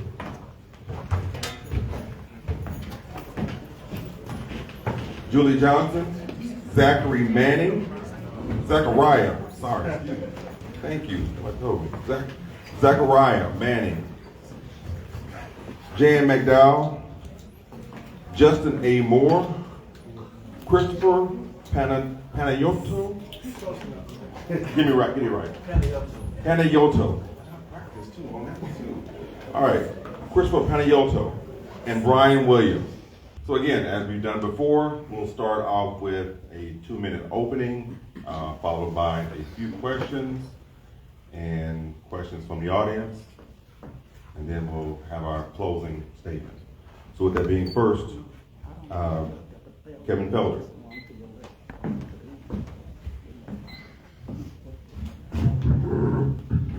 Good evening. I'm Kevin Felder, former Dallas City Councilman that represented this district. I'm going to start off with personal information that I rarely share. When I was 5 years old, I lost my mother. My father had to raise 6 children by himself at age 30. At the age of 7, I was hit by a car and I was not expected to live. But I'm here today, and I thank God for that. I'm running for this seat because I do have experience. Experience makes the difference. I have served as the immediate past president of the Dallas branch of the NAACP. I received the Freedom Fighter Award from the Dallas branch of the NAACP in 2016. This museum has a very special place in my heart. I've been a member of this museum for 24 years.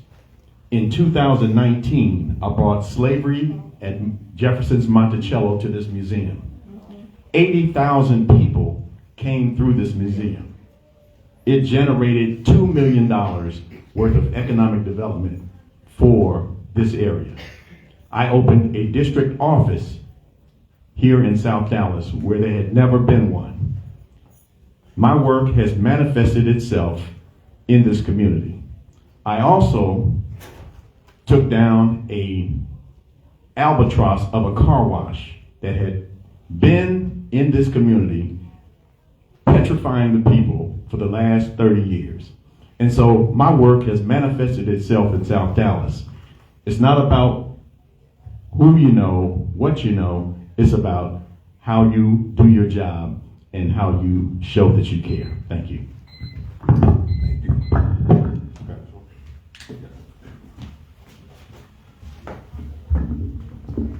Hi, everybody. My name is Chris Paniotto. I am a concerned citizen. I jumped into the race in July because after 35 years living in my community in North Dallas, the same community I grew up in, I've noticed that the quality of life has continued to go down. More and more of my neighbors, more and more people have been priced into homelessness, and I feel that no politician in DC is doing anything about it, barely speaking about it, and we're being gaslit that the economy is doing great when 61% of Americans are living paycheck to paycheck. Rent is out of control, and a lot of times they like us to blame our neighbors, our new out-of-state neighbors. But really, it's Wall Street entities buying up the housing market, and I have a plan to go after them, to break them up, and alleviate some of the most of the cost of living, because a roof over your head is the largest part of your cost of living. I'm also consistently anti-war. I believe that the country is falling apart, and we are spending $200 billion on a proxy war, on a genocide, and now we're bombing Yemen. So we're fanning the flames of World War III even more than we were just by tinkering with Taiwan. Our seniors are in trouble. I am aware of many seniors whose whose Social Security check does not make it through the month. I have people in my family in that boat. I believe that we are just leaving the population to flounder, and the entities that run things are really sticking it to us, and I want to be the change and make a difference in that. Thank you. Thank you. Mr. Moore. I'm sorry, Mr. Williams. Mr. Williams. Good evening. I want to thank Dallas Examiner for putting this on tonight. Keep it on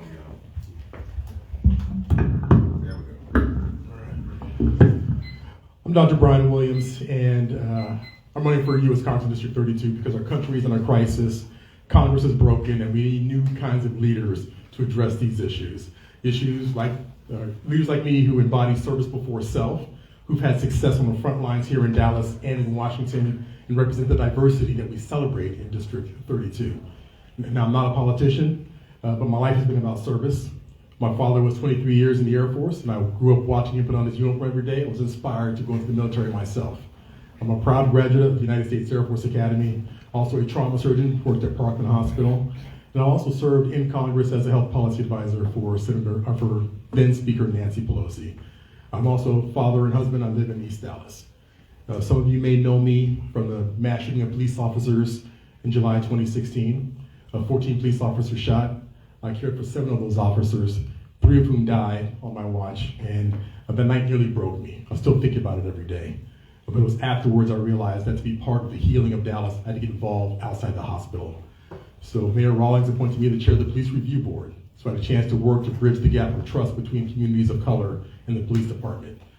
I served as Judge Jenkins' Special Advisor for Health Equity to ensure that, like during the pandemic, we had equitable rollout of the vaccine and ensure everyone had access to medications and treatment. But I've also seen what's possible in Congress with the right leaders. When I served alongside Senator Chris Murphy and Speaker Pelosi to pass monumental legislation for gun safety and for health care. So that's why I'm asking for your vote in this election, because we have an epidemic of gun violence, we have a crisis in health care, we have rolling back of women's rights, and we have an attack on our democracy. And all these things I've experienced on the front lines here in Dallas and in Washington. And together, we can go take this fight and create justice right here in District 32 today. Thank you. Thank you. Mr. Moore. Good evening, everybody. My name is Justin Moore, and I'm a civil rights attorney that's from this city and that's been serving this city for 10 years as a civil rights attorney. The reason why I'm running for office is that we just have leaders that are too tender. When it comes to issues of foreign policy, when it comes to issues of domestic policy, we have nobody in DC fighting for our rights. Currently, right now, we have a genocide that's going on in the Gaza Strip. We don't have a single leader that's willing to lift their voice in response to the lives that are being lost by Palestinians in that area. What I want to do when I get into office is to be that voice. I've served as a voice for the voiceless for 10 years. Many of you in this room have seen my work. On the front lines fighting against white supremacy, fighting against banks who practice predatory banking practices, putting myself on the line day in and day out to make sure my fellow citizens here have the care that they need in the institutions that they go to try and get the support that they need. You see, this isn't a game, y'all. If you check out the stage right now, one of the front runners has decided not to be here. Now, she's been trying to buy our vote for the past 7 months. And some of those folks she's been paying were in this room earlier, and they left. What are we going to do about folks that want to come into our communities and try and take advantage of us? I've been standing in the gap between the wolves and the vulnerable for 10 years, and we have a wolf in this race. I'm running to make sure this wolf does not get into office and ravage our community. That's what's at stake. We have too many wolves in D.C. That's why Palestinians are getting slaughtered. That's why we have inequities in our communities. That's why we have a perpetual state of oppression that continues to put our lives in jeopardy. I'm running for U.S. Congress District 32, and I'm going to ask everybody that lives in this district to give me your vote. Thank you.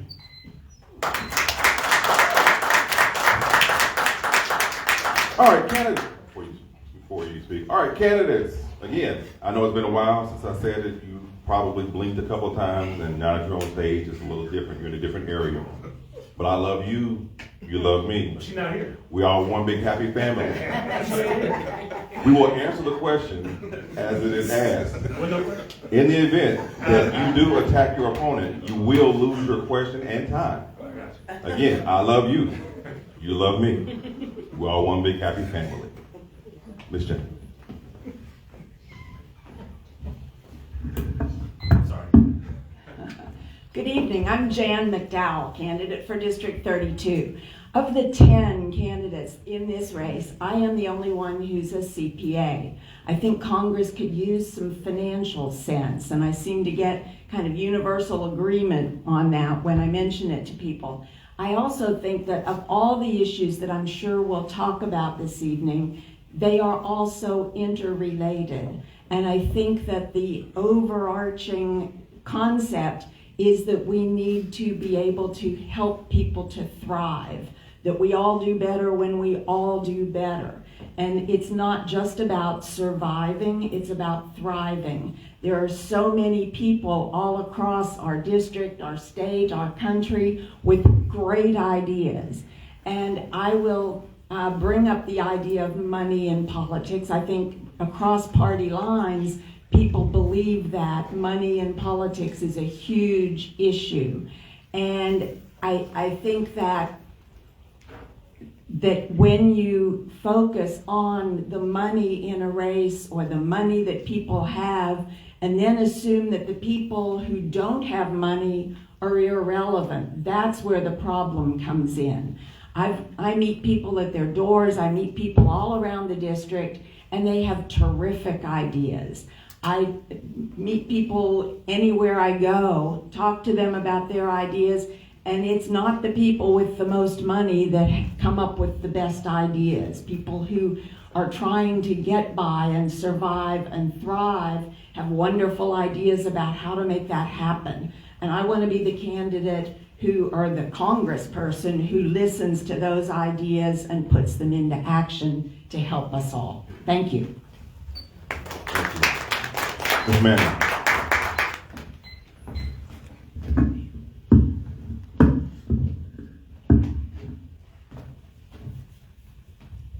Hi, my name is Zachariah Manning. I live in Congressional District 32.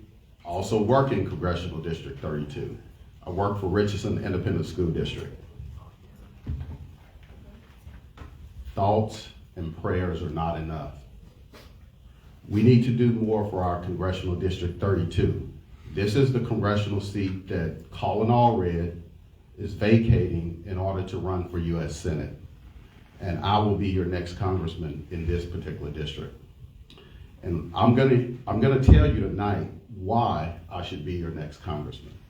when you hear about things such as gun safety, you're going to hear one candidate, such as myself, telling you about the solutions that I'm going to bring to gun safety with a no gun purchase list. You're going to hear about my gun safety insurance proposal for homeowners and renters. You're going to also hear about vouchers, no to private school vouchers for me. And people always ask me, well, hold on, how in the world are you going to do something about vouchers from a federal level that has to do with a state? You're going to hear about that tonight from me, how I'm going to propose to address vouchers for private schools here in Texas. You're going to also hear about things such as abortion rights for me, how we can look to attack that from a federal level. So I have solutions, and you will see those solutions proudly posted on my website, which is ZachariahManning.com. So everybody can always talk about what we need to do. I have solutions, and I also have funding topics on there, how these solutions are going to be paid for. Again, I'm Zachariah Manning. I look forward to telling all the information you need to know about me, and I know I'm going to earn your vote tonight. Thank you. Thank you. All right, that concludes our opening statements. Our first question, we'll go to Mr. Panayiotou. What motivated you to run for U.S. Representative District 32? Well, I've been too close. I've been a lifelong observer of current events. I went to school for journalism. I've been in the journalism field on the side. I'm writing for a magazine. I've always been concerned with what's going on in my community, and over the past few years, I've seen the decline continue. Like I said, we're being gaslit that the economy is doing great. Stock market is doing great, but that doesn't impact everybody. I've never seen so many homeless people in my community. I've never seen the cost of living so high, and I don't feel that anybody in Washington is doing anything about it. I feel like our politicians have failed us, and I would be kicking myself if I didn't just jump in the race and try to do something about it. So that's why I'm running. Thank you. Mr. Williams.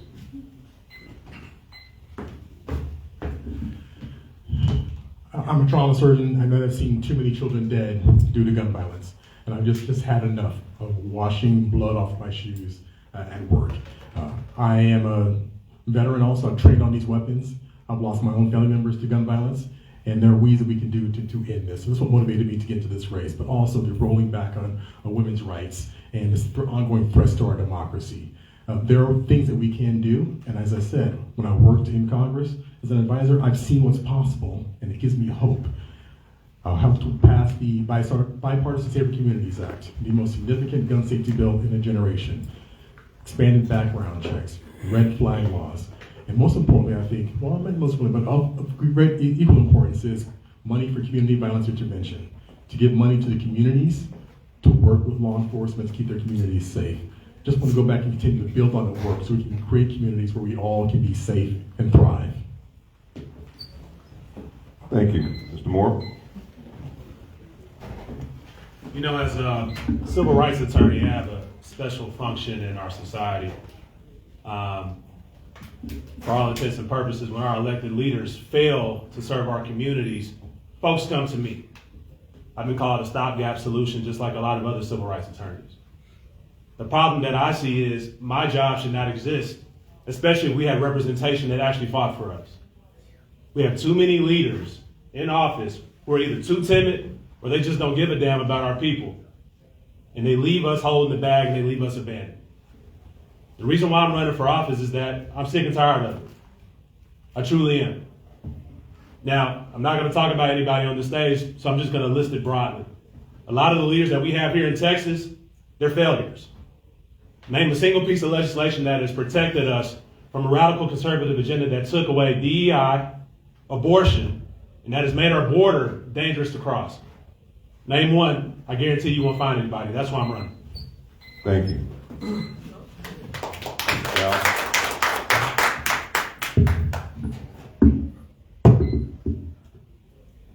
I actually go back to a film that came came out in 2011. It was called Inside Job, and it was a Academy Award winning documentary that year. It was about the how the financial crisis meltdown in 2008, 2009 from the government standpoint. The people in the government, like the Treasury Secretary and the Chairman of the Federal Reserve, all these people who could see what was happening and didn't do anything about it because so many people were getting rich off of what was going on. I watched it with a group of friends, and at the end we were livid. One of the people in our group said, well, you know, nothing is going to change unless different people run for office and different people get elected. And I decided right then that was something I wanted to do, and I've been working hard now for several years to try to bring common sense, financial, lift everybody up ideas to Washington. Thank you. Mr. Manley.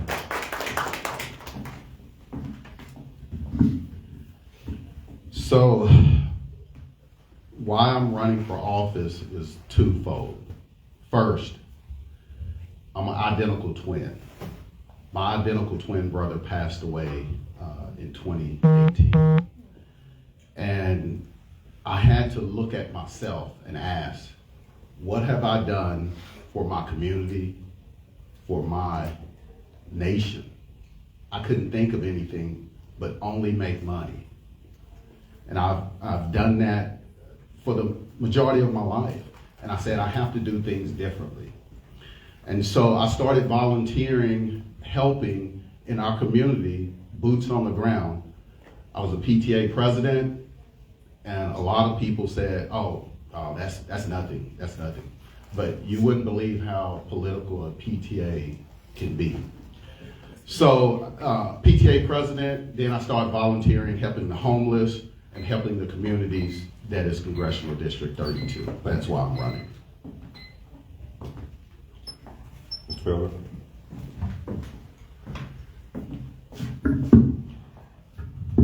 I'm running for this seat because I have experience. Experience makes the difference.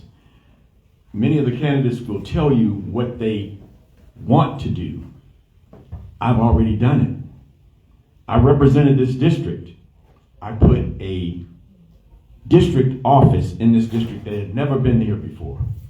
In this museum, I brought a multi-million-dollar project. In addition to that, I passed $50 million out of the bond package for Fair Park, the first time ever. Out of that $50 million, $2 million came to this museum, the first time ever. So my work has manifested itself in this community. No one on this stage can say that. Not only that, I've lived in District 32 for 27 years. You have people in this race that don't live in District 32. That makes all the difference. They can't even vote for themselves. Thank you. Again, if you're online, please submit your questions. And as we get ready to go to the audience, I just want to remind our esteemed panel, I would love to hear each and every one of you, but some of you are borderline on not being up here and not being able to ask a question. So again, I love you. You love me. We love each other, okay? All right. As Big Mama say, don't try me. All right. So with that, questions from the audience.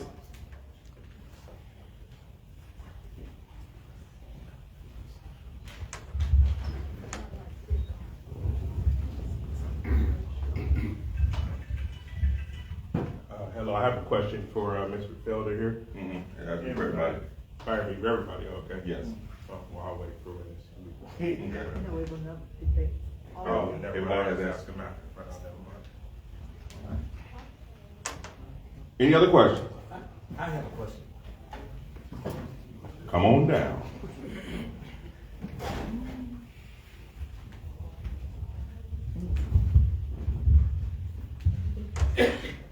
I heard one of the candidates say that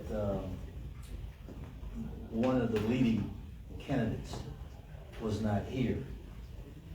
I wanted to know from all of the candidates, are there polls that show that that person's the leading candidate, or are you just thinking, or just giving her that leading spot.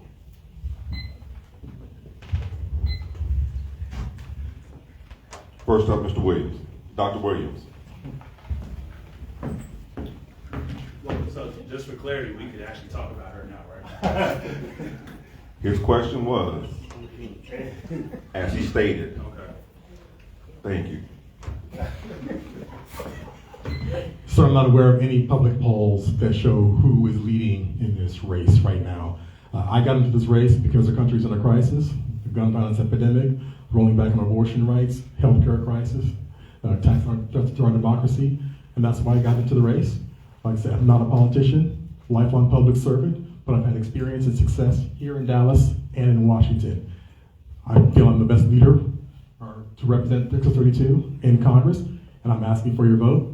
Learn more at drbrianwilliamsforcongress.com.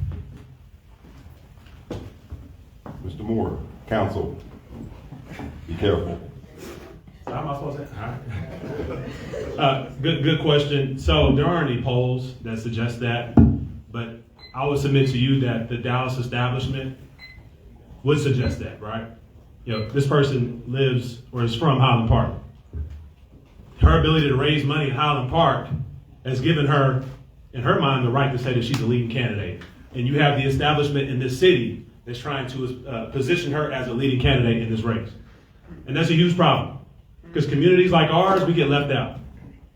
Money should not decide, proximity to money should not decide who's a leading candidate. Our democracy should not work that way, because if that is the case, our communities will get continuously left out of decision-making that comes to what is needed for our community. That's the problem.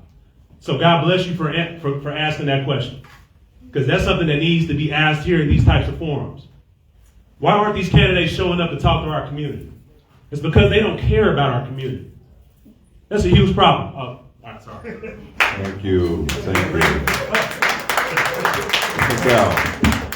Okay, the easy answer to that question, as far as who are leading candidates, based on financial reports, there are candidates who are leading in the race to raise money. My approach to a political campaign, and to really anything I approach in life, is to take a smart solution. And I don't believe that all political campaigns are the same. The race for District 32 is different from probably any of the other races we're hearing about tonight. This race, this district, is extremely democratic. The person who wins this primary is going to win the seat to represent it in Washington. So all of the money, and there are a couple that have raised around $1 million, the people that have that money are using it to run against other Democrats. They do not need it to run in a general election. I've heard people say, I know how to win a general election. Well, there is no such thing here. Yes, there will be a Republican on the ballot, but it's a Democratic district. So I have limited fundraising for this race. Mr. Mann. All right, so here's the deal. I'm not a woman. But my own polling that I've done that is fair polling is really showing that I'm leading this race. So that's what my polling has shown.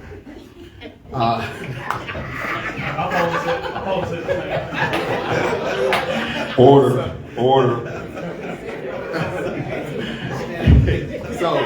So here's the deal. You got to put in the footwork, and you got to put in the community time in front of people in our community and in our district. And with the exception of maybe one other or so individuals, I have put in that footwork, speaking about myself. I collected petition signatures in order to get on the ballot. I know I have done that. I can't say that about anybody else. Thank you. Mr. Felder. So I'm going to continue where Zachariah left off. I collected 810 signatures. There are only 500 required. Now, anyone else that did not collect signatures paid. I have very high name ID in this district. No question about it. I used to represent this district. When I knock on doors, hi, Mr. Felder. That's how it is. So at the end of the day, it's the work that you put in. I don't care how much money any candidate has. On the last campaign stop we had, I showed them a pair of my shoes where the sole had come off for all the walking that I did. Finally, I went to Selma, Alabama this past summer just to show my commitment to civil rights. This needs to change. All the egregious things that are happening need to change. Thank you. Thank you.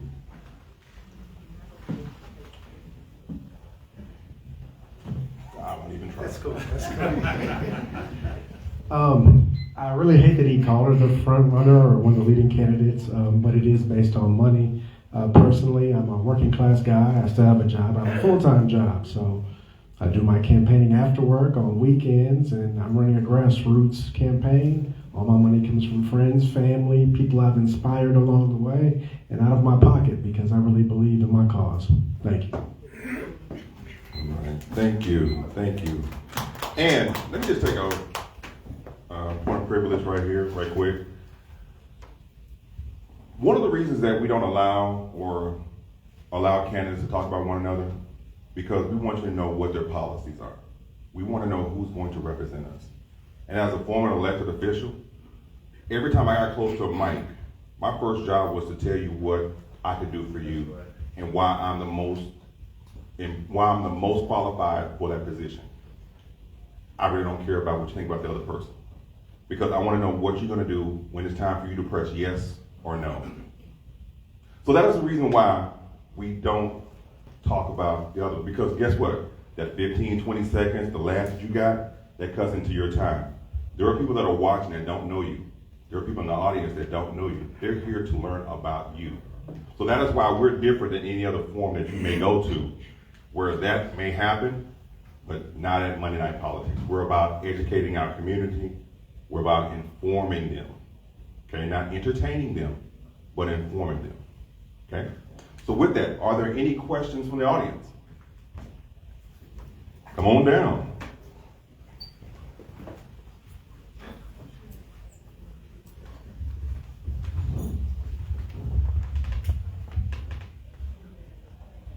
So I want to ask you guys, how would you respond to the lack of representation of people all across America once you do get the job? Such as there are many Democrats within this country. There's way more Democrats than there are Republicans. But yet and still, representation-wise, you see the House, you see over-representation of Republicans in this instance. So how would you combat this? Voter suppression. All right, first up, Mr. Moore. Yeah, we got to renew the energy behind the John Lewis voting bill. And we got to infuse it with more energy as well. Now, I've seen, in this state specifically, radical Republican attacks on folks who are just asking if they have the ability to vote. When I think about this issue, I think about Crystal Mason. She was a client of mine. She filed a provisional ballot in Tarrant County. When you file a provisional ballot, you're asking the question, am I eligible to vote? Now, there was a Republican there who saw her fill out that ballot, and they actively started to maliciously prosecute her. Thanks to me and my co-counsel, we were able to appeal her case and get her out of prison. These types of voter suppression cases exist around the country. What we need to do is start turning voter suppression into a federal crime. We got to try and find legislation that we can creatively craft to ensure that folks that want to try and suppress our votes will be held to account and face prison time if they do so. Because this is a very urgent issue. Thank you. Thank you. Ms. McDowell. I'm so sorry. No, that's fine. That's just the way it is. I would say that I would start also with the Voting Rights Advancement, the John Lewis Voting Rights Advancement Act. One of the major points of that is to outlaw gerrymandered districts. And that is such a huge piece of how people end up not being represented. It seems like Republicans know that what they're selling people don't want, so the game becomes, how do I manipulate things so that we can pass things with, even if our position is a minority held position, the votes are gerrymandered so it comes out where we get more people in office than they do. I wasn't very well described. I would definitely think that we need to lift up all the good ideas of everybody, regardless of the money, the race, the color, the everything, the else. We need to all be in the same boat. Thank you. Mr. Manning. So I think we all agree, the candidates that went before me, we all agree that the John Lewis Voting Act needs to be revisited. But we also need to piggyback on that by saying any elected official that is elected or hired suppresses anyone's vote, they need to serve jail time, because you can't hide under this immunity what these elected officials are doing. So we need to impose jail time on them for suppressing our voting rights as well. We need to have a national Voters Day to where you're not working that particular day, where we can ensure that everybody gets out and vote. So we need to enact a national voting day for everyone. Thank you. Thank you. Mr. Felder. I actually have a personal story with regard to redistricting and voter dilution. It happened to me. I was redistricted out of my district in 2021. So instead of sitting around being sad about it, I went down to the federal court and filed a lawsuit. Not only that, but I've now found out that the U.S. Supreme Court held that redistricting and voter dilution is against the law. And so that gives me hope that I'm going to win my lawsuit. Because not only that, the person that did it also violated the Dallas City Charter. And I found out just the other day, that is a crime. That is a crime. And so you'll be hearing more about this pretty soon. I filed this back in February 2024. Thank you. Thank you. 22. Thank you. About a decade ago or so, the University of Princeton said that we no longer live in a democracy, we live in an oligarchy. Basically, the people with the money make the rules, and we have to live with them. So we have to get money out of politics. We need term limits on top of the John Lewis Voting Rights Bill. If you are counting prisoners that are locked up in a community, either they vote or you don't get to count those people as part of the census when it comes to money coming to that community. Also, no gerrymandering. There's so many different ways to go about to get representation.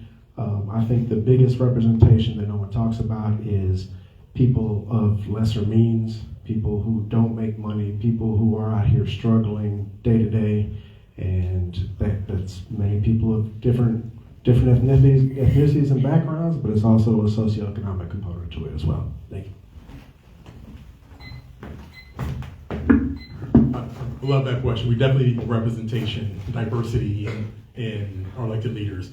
And two things we do at the federal level for sure is John Lewis Voting Rights Act, and also we need to end Citizens United so we can get big money out of politics so we can allow more people with lesser means to have some sort of level playing field when they're running for office. And I think about this, come from a long line of veterans, and my great-great-great-grandfather served in the Civil War in a South Carolina regiment. My grandfather, great-grandfather served in World War II in segregated units. My father's career Air Force, and I think about what they did fighting for these democratic ideals that have still been denied to so many people today. We need to continue to do that work. And by doing that, we need to get more diverse representation with the lived experience of what it's like to not have these rights, to fight for them for everyone. All right. With that, again, if you're viewing us online, we ask that you submit your questions, and we will run them down and we'll ask them of our panel. Are there any additional questions from the audience? Anyone I have else? about 10 more, but I guess I had my. I'm sorry? I have about 10 more, but I guess I had my. Yes. Yeah. Yeah. Now, if you want to pass one of those questions to somebody else, much appreciated. Yes, ma'am.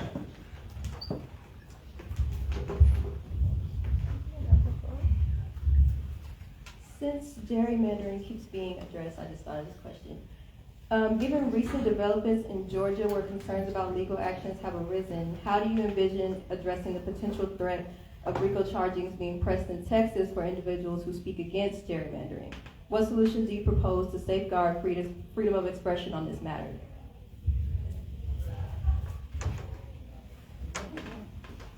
Ms. McDowell, yes, Ms. McDowell. You were like behind the podium. Okay. Given recent developments in Georgia where concerns about legal actions have arisen, how do you envision addressing the potential threat of RICO charges being pressed in Texas for individuals who speak out against gerrymandering? What solutions do you propose to safeguard freedom of expression on this matter? First statement is I am not an attorney. That doesn't sound like a question that's right up the alley of a CPA. And it brings up another thing that I've been thinking through a lot of these questions, so I'll use this minute to say this. I consider myself a lifelong learner, and I am open to the idea that I don't know everything. I don't think there's any candidate for any office that can be an expert on every issue that's likely to come before them. So I am willing to not have the ego that would stand in my way of reaching out when something comes up that I don't know. I'll reach out to somebody I've met in probably District 32 that I know would know more about it than I do and ask them to make me smarter on that particular issue. So I think where people say, oh, I have experience and I've done this and that, I think it behooves us to go into a job knowing that we're a newbie, any of us in this race, and learn because we'll be new, not Thank an you. expert. Yes, ma'am.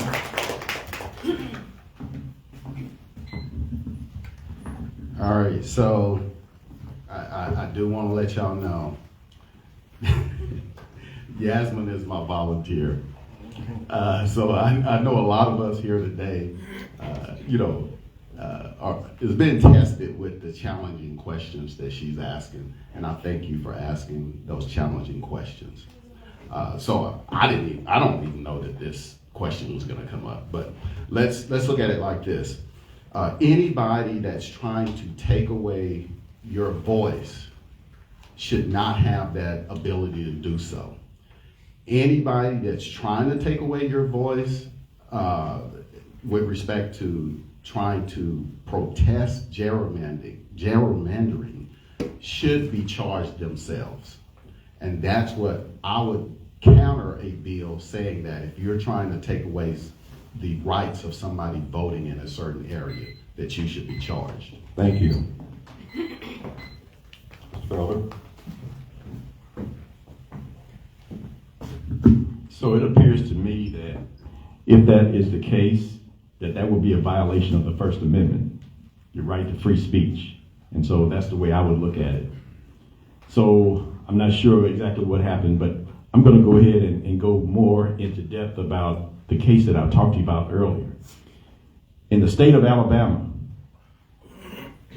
the state legislature diluted the votes and they gerrymandered the new congressional seats in Alabama. The U.S. Supreme Court got the case, and they ordered the Alabama legislature to draw in another African-American seat.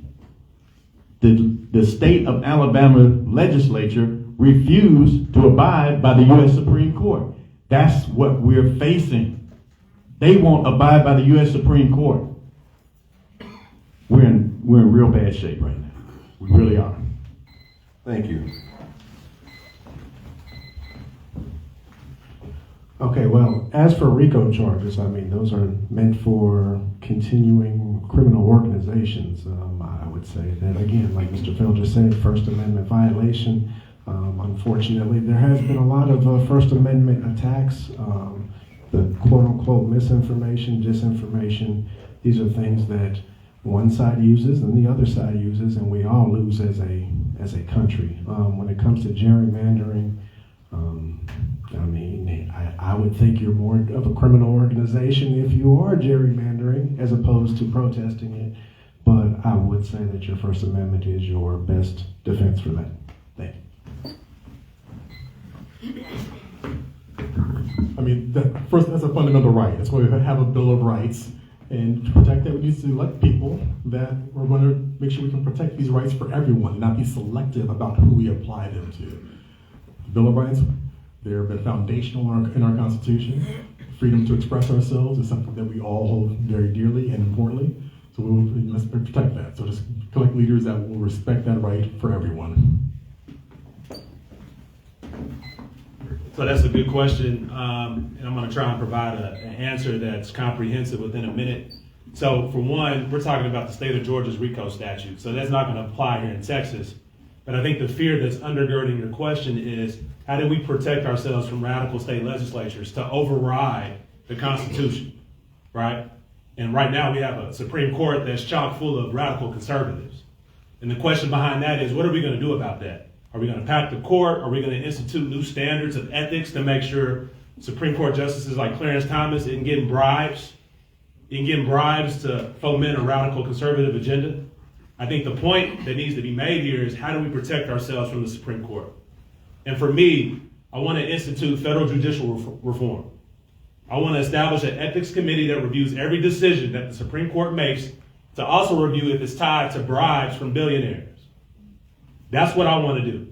Because questions like yours, that is a huge issue. And I do believe Texas, if it does work in Georgia, Texas is going to try and implement it here. Thank you. Thank you. All right. To the panel. We understand that your role is not just of a domestic nature, but you also have international policies. So the question that I have for each of you, what are your top 3 pressing foreign policy issues for this country, and what are your solutions? We'll start with you, Mr. Manning. Top 3 foreign policy issues. Okay. So, first of all, we have to protect democracy around the world, first and foremost. I would also, secondly, institute, if we go into any foreign war, that you have to, as a country here in the U.S., you have to invest the equal amount of money that you're going to invest in a war. If you're going to give Ukraine $50 million, you have to also balance that with investing $50 million in our disadvantaged areas and communities around the state. That's what I would implement as number 2. Number 3, one of the issues would be, we have to protect lives. Whatever lives there are that's going on. Thank you. Mr. Phillips.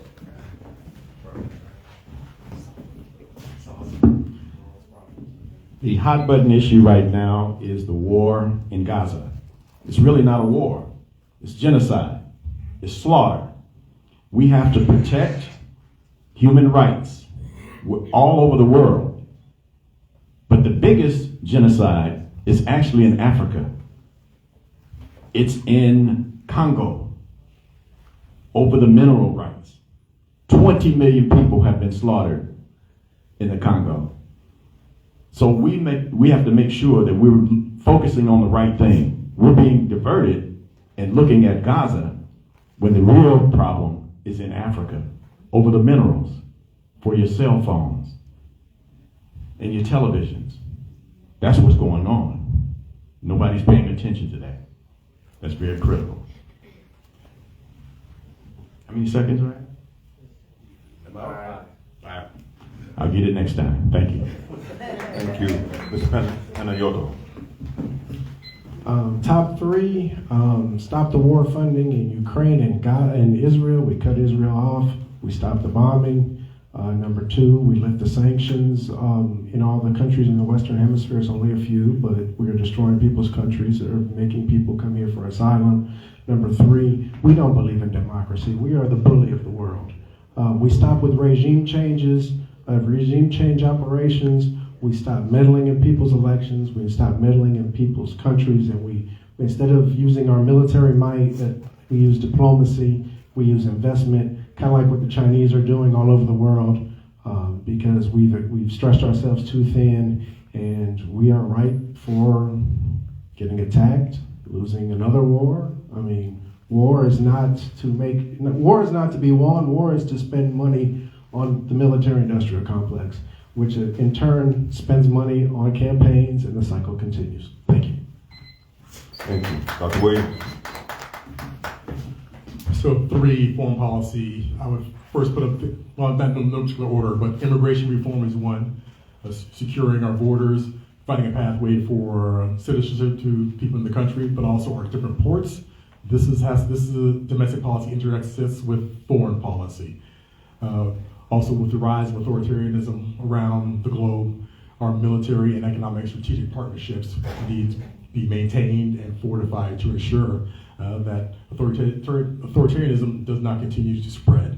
And the war in Gaza, I'm still sick that there is the amount of death that is happening in Gaza. I'd like to see the war come to an end, and I understand what has led to the situation we're in. We had the attack on October 7th in Israel. Over 1,000 died, several hundred taken hostage. Now we have this war ongoing now. I'd like to see the war come to an end and make some sort of pathway towards peace. Thank you. Obviously a ceasefire now, but the three things that I think incorporates that vision, one, we got to deal with the rabid colonialism that still persists in this world. We got to put an end to colonial regimes immediately. It only foments terror, danger, and death, and you're seeing that in Gaza right now with that colonial project that the Zionists have implemented over the past 75 years. So dealing with that. Also re-entering the Paris Accords that Trump pulled us out of. We need to realize that climate change is a huge issue for our foreign policy. It's decreasing our borders, it's displacing people, and it's making it hard for people to live in these war-torn areas, right? Also our trade issues, our trade agreements, our foreign trade agreements. It's crushing the working class here in this country. We need to give our people the ability to make a living wage, and the only way we do that is to stop shipping our jobs overseas. Those are the three things that we need to do. It's most pressing, and I believe if we can tackle that, if I can help tackle that in Congress, that means my time there would have been beneficial for the people on the ground. Thank you.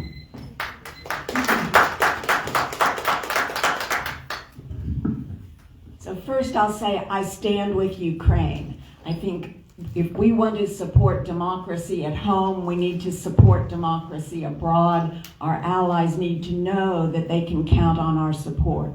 Second, and these are not in order of importance, ceasefire now. I think we need to condition any further support for Israel. It can't just be a knee-jerk automatic war with Israel. I haven't figured out why that is. Ceasefire now.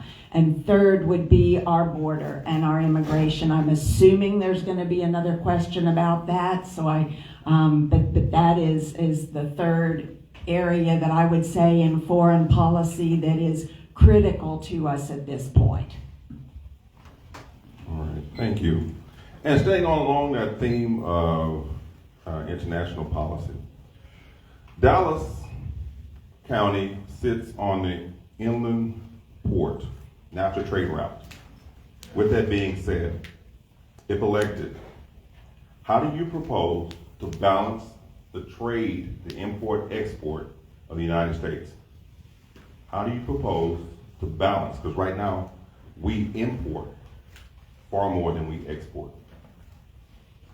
How do you, or what plan or what suggestions do you have to balance that? We'll start with Mr. Fellows. it's critical to give money for research, for manufacturing. Manufacturing is the key to balancing the trade, because as the question was asked, we have an imbalance because all we do is consume, buy.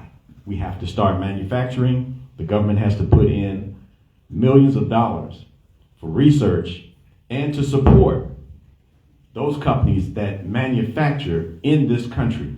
That is the key. If we continue to just buy from China, buy from Mexico, buy from India, we're not doing anything to spur economic development and to balance the balance of trade. We have to start producing in this country in order to balance our trade deficit in the world. Thank you. Thank you. Unfortunately, over the years, we've realized that corporate America doesn't really care about America. That's why we are in a position where we're feared China, because we've sent all our jobs into manufacturing over there. I believe, like Mr. Felder said, we need to invest in manufacturing here. Also, I would use the tax code to make it much more incentivized to create jobs here as opposed to abroad. Either you lower taxes on people, on companies creating jobs here, or you tax the hell out of the ones that have already shipped jobs overseas to incentivize them to bring them back. Manufacturing is going to be the only way we can do that, balance the trade, and also we need to take a harder look at all of our trade deals. These free trade agreements have killed us, and those need to be reworked. Thank you. Thank you. Well, import-export is tightly bound to a good economy, right? So we need to create an economy that works for all of us, not just some of us. So, the infrastructure bill can bring a lot of great jobs to Dallas. For example, the broadband opportunity for us that would also address equity within the region as well. Pay people a living wage, $15 an hour. We need to protect the rights of union workers to organize and fight for fair wages, safe workplaces, good health care. These are all things that we can do to ensure that people here in Dallas have good jobs, can take advantage of the economy, and also can thrive as individuals and families. And as Representative of Congress, that is what I will fight for, to ensure that people in 32 can thrive. I feel like I'm going to be a parent on this, so I'm going to try and find a unique answer that's creative, but that also speaks to the question that you asked. I think we need to help boost our unions. In Texas, it's hard for unions to organize, right? With a strong union comes more opportunities to maintain manufacturing in certain areas. Now, I think everybody's in agreement. We need more homegrown manufacturing here. We've seen what running manufacturing jobs out of cities have done to decimated communities. So obviously we need more manufacturing, but the way we get there is to make sure we have strong unions. That's the only way to get there. Allowing them to advocate for living wages, making sure manufacturing jobs stay in our communities, that is the key to us ensuring that NAFTA, with our inland port, is primarily supported and bolstered in a very strong way. Thank you. Thank you.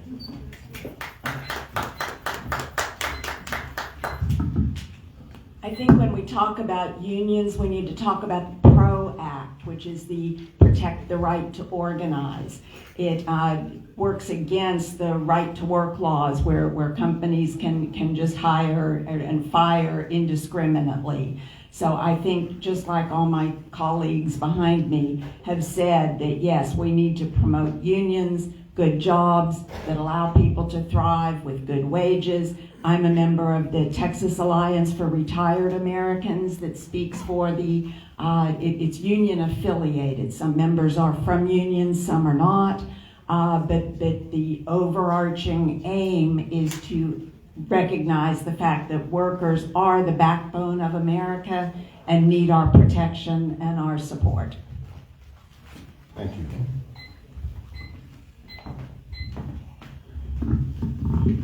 So I've owned businesses pretty much all my life since I was 17 years of age. We have to make U.S. corporations that are doing business abroad, we have to make them pay their fair share of taxes. We have to demand that they come back here, manufacture here, and we have to put in place the infrastructure at our public schools and at our community colleges in order to have trained manufacturing workers to be able to do this work. So we have to tax the corporations to get them back here so they can pay their fair share. Thank you. All right, so let's now kind of pivot from international policy to a dual policy of both international and domestic. 2030, the European Union has decided that they're no longer going to produce gas-powered vehicles, but they're going to be all electric. But at the same time, the United States is a major producer of pollution in this world. So with that being said, how will you address the challenges of climate change and promote sustainability as your role is, if elected, as a member of Congress? We'll begin with Chris. We'll go first. Thank you. Well, when it comes to climate change, I believe in a top-down strategy. The United States is not serious about climate change. We haven't stopped dropping bombs. We haven't stopped having wars. The military, if it was a nation state, would be the 46th or 47th largest polluter in the world. We blew up or sanctioned the blow up of the Nord Stream pipeline, which was the largest emission of methane gas ever. I don't believe electric vehicles are the solution. Like one of the candidates, I don't remember who it was, said something about Congo and the mining that's being done. It's terrible for the people of Congo. It's terrible for the environment. And then we're plugging up electric vehicles to gas-powered, coal-powered power plants. I believe in alternate sources of energy, more than just water. More than just solar and wind. We have hydroelectric, we have geothermal. Thank you. Thank you. So I feel we need a comprehensive approach to reduce the effects of human-induced climate change. That requires federal, local, and state intervention. We just came out the hottest record in the year, 2023. A record number of billion-dollar disasters, from floods to wildfires to hurricanes or tornadoes. And the greatest impact of those disasters are on communities of color, those that generally do not have a voice in the political process. But Texas can be a leader in this. Texas can be a leader in renewable clean energy, especially here in Dallas, and that'll also help out the economy. That's a great source of great union jobs that can come here to Dallas, and we can also use that to invest in our small businesses and entrepreneurs who are trying to get things started. So climate change is truly an opportunity for Texas to be a leader, but also to advance issues of racial equity when it comes to transforming communities that have been historically underinvested and suffering from bad policies. Energy solutions is the key to a brighter tomorrow when it comes to our climate. Obviously, we have a failing climate and we need to address this immediately. My work in the international leadership community has had me work hand in hand with the UN to try to achieve these sustainability goals that you just mentioned. But I mentioned earlier, one of my questions was we need to get back into the Paris Agreement. The fact that Trump pulled us out was terrible. So we need to get back into that. 2, we need to start talking about an energy economy. So energy solutions, as my opponents have just talked about, it can create a world of jobs for folks that need them. It can create a double yield. Not only can it save our climate, but it can also pull folks out of poverty. That's what we need. We need twin solutions that can not only save our climate, but also make sure folks can get a livable wage to pull themselves out of poverty, be able to get into affordable housing, and have lives that they can live, that they can thrive and create a future for themselves. And I think having energy solutions as a primary target is the thing for that. Thank you.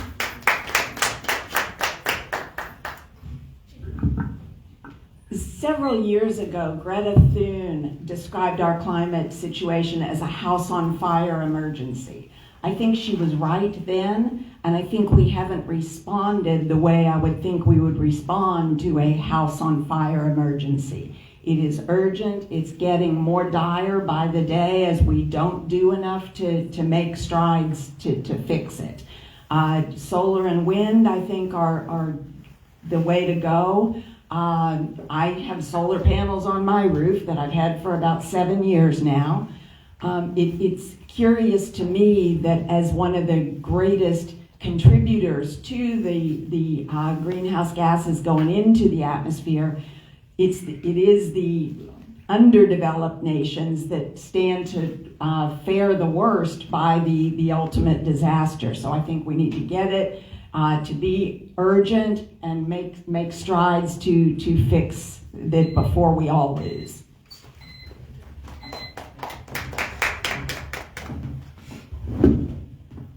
So, to address climate, we do have to look at solar and wind.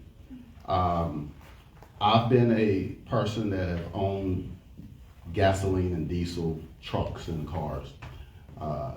When I leased a electric vehicle, I can talk firsthand about the benefits of that electric vehicle. We have to incentivize solar by giving credits to the people that's gonna use these solar panels. For example, when we had the winter storm, it would have been fantastic if most Americans, or most Texans, had solar power and backup behind that. Then we would not have lost so many lives in that ice storm. So I do believe in solar and wind, and that's important for us going forward. And it is the future. Thank you.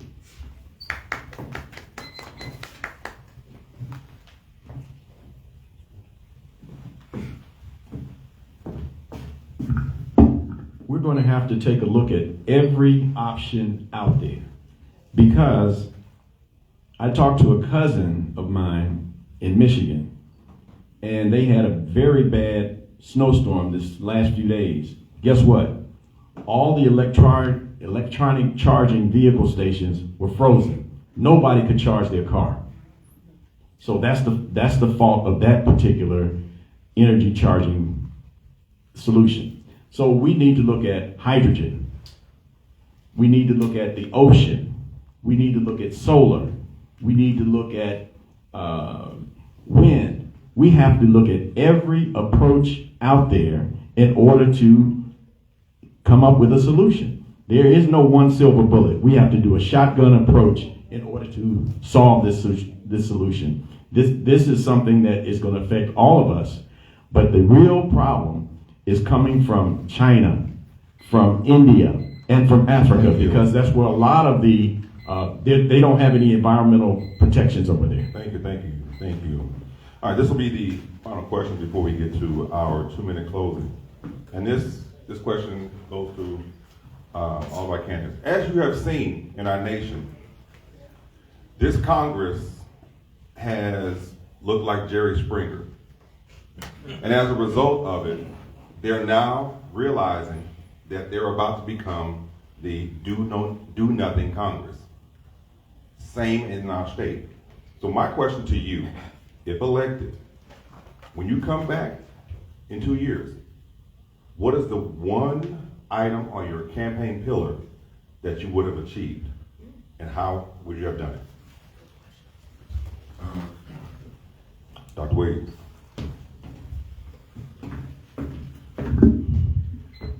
The country's in a crisis, so are there actually 3 things I want to accomplish?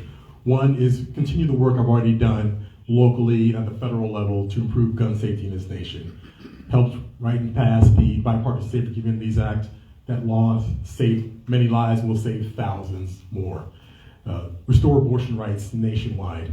As a doctor, I've had to operate on women who are near death from reproductive emergencies, but I believe that all women should have the right to the full range of birth control options and abortion rights as needed. And lastly, I'm a veteran, child of a veteran, defending our democracy. The threat is real. These are the stakes in this race right now. So our democracy is at risk. And I want to do my part to ensure that we can defend our democracy, because my family has done the work to get us to this point. As many of yours I'm sure have, we need to ensure this democracy is preserved for future generations. Thank you. The 3 things that I want to get achieved on my legislative agenda, I'm going to do 3 because Dr. Williams did 3 as well. I think mental health reform is something that we can achieve now. Everybody has somebody in their family that's struggling with a mental illness. My brother struggled with a mental illness and he died due to suicide the same day I became an attorney. So that's a passion project for me. And I've spoken with Republicans and Democrats who want to get this done. So expanding mental health care access is key. 2 is making sure that we have a robust economy that speaks to people on the ground. So identifying legislation in the tax code that we can create incentives for VC firms and private equity groups to fund underserved startups. That's key. And I've talked to Republicans and Democrats alike that want to make this happen. Right. 3rd is pushing our climate solutions, our energy solutions forward. I think we're all getting to the point now where we realize our climate is dying, and the only way for us to continue living in this world is to make sure that we have a climate that is sustainable for human life. And those are the 3 things that I think I can get done and come back and hopefully tell you guys we got it done in 2 years. Thank you.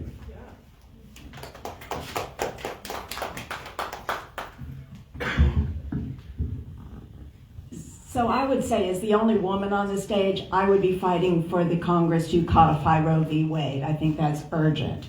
I think we need a gun safety package that bans assault weapons. I think would be the main thing that we need there, plus promoting the community violence intervention programs that Moms Demand Action approaches. And I would say my 3rd thing, because we are all going with the 3 things, it's kind of a theme here, would be to get the John Lewis Voting Rights Advancement Act passed. That's so critical for our democracy, and so those would be the things that I would be stressing.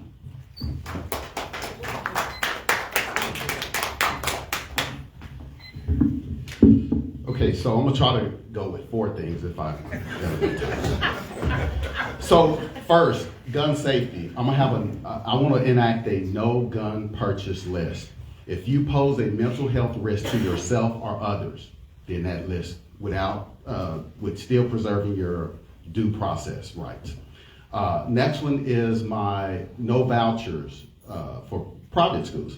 So if any state gives vouchers to private schools, we will take almost their $2,000 in federal money and reallocate that directly to the public schools here in Texas. That's number 2. Number 3, insurance for gun safety. If you are a homeowner or a renter, just like you get asked, do you have any pets? That is a law that I want to enact for insurance companies to ask that question. Number 4. No, okay. Thank you. Phil. The first order of business is to get the John Lewis Voting Rights Act passed. In conjunction with that, we have to work on redistricting and voter dilution. That is critical. We are being attacked at every area of voting in this country. African Americans are under attack every day. We also need to attack the housing situation. We need to limit the investment companies on their investment in cities, buying these houses. There was a company out of Dallas that bought 264 houses in Las Vegas. That can move the needle. No one at the Dallas City Council or any other city council is saying anything about these things. And the final thing is HUD. They have to put more money into Section 8 vouchers. How many people you know that can't get a Section 8 voucher? Everybody. So those things have to be worked on. Thank you. Thank you. Unfortunately, I understand that there's more money to be made in the fight than there is in the victory. That's why you don't see all the things that people talk about they want done happening. Personally, my goal is to attack poverty, cost of living, wages, through a number of different routes, going after institutional investors that are buying up the housing market, living wage. $15 an hour wasn't enough in 2016, it damn sure isn't enough in 2024. And also covering up, sealing up the gaps in Medicare for our seniors and increasing Social Security payouts, because as the cost of living has gone up, those checks haven't. I'm lucky enough that I can help the people in my family that don't make it all the way through, but most people are struggling to make it month to month, so not everyone has that luxury. But those will be the things I would tackle. Thank you. Thank you. We've come to that point in our session that we're going to present our closing statement. You have 2 minutes, and we will begin with Mr. Moore. I want to thank everybody for coming here tonight. Thank Mrs. Belt for hosting this event. Look, our country is at a crossroads, and we need actual real fighters who can go to D.C. and get stuff done. Now, I know there's gridlock between the parties, but I've actually worked across the aisle to get real legislation passed. We're talking about the First Step Act that freed thousands upon thousands of men and women from racist drug laws that were implemented in the 80s. Real legislation, real metrics. It corroborates the reason why I'm running for this seat. Now, the question that each of you are going to have to answer, because we all have the same platform for the most part. Who do you trust taking these issues to Washington? I look at it like this. We're all boats at dock, and we're going to take a message to D.C. Boats come in different shapes and sizes, right? You got some cruise liners, you got some tugboats, but I'll submit to you that I'm the only battleship in this race.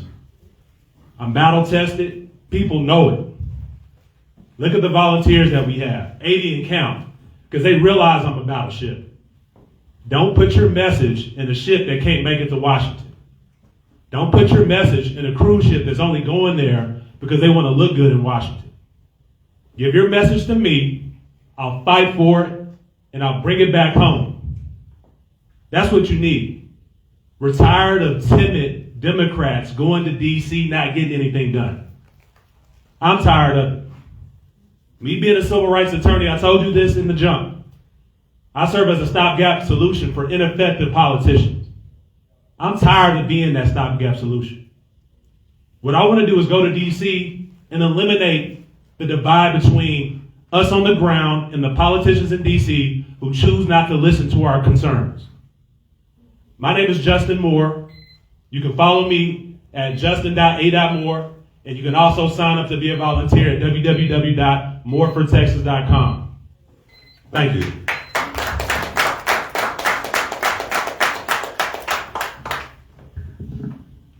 I'm Jan McDowell. I've really appreciated having the opportunity to speak with everyone here this evening. I would love to have your vote. I'd love to hear from you with any suggestions or questions that you have for me. My email address is jan@janmcdowell.com. Pretty easy to remember. I'm the candidate who started running for Congress when I saw a problem that needed to be solved, namely the income and wealth inequality gap. I'm the only one, I believe, here who didn't wait for an open, very blue seat to come available and think, ooh, there's something I want to get into. I've lived in the same house for 21 years that previously was in a very Republican district. In 2018, I came within 3 points of winning that seat, much to the surprise of the establishment all around. But I've been plugging away. I've been beating my head against a wall because I think it's that important. And my principles have stayed the same all along. I don't think that jumping in with gobs of money is the answer. I think this race in particular is all about the relationship with the community. I have been building relationships, meeting people, building trust for years now. I show up at everything. I'm not an expert at stuff. I meet people who are experts that I can draw on. But I think that all of the issues that we've talked about tonight, plus others that haven't been mentioned, are incredibly important. And they are all interrelated. And much of it comes to being recognizing that the people who don't have money need to be included. I'm Jan McDowell. I would love to have your vote. Please reach out. jan@janmcdowell.com. Thank you.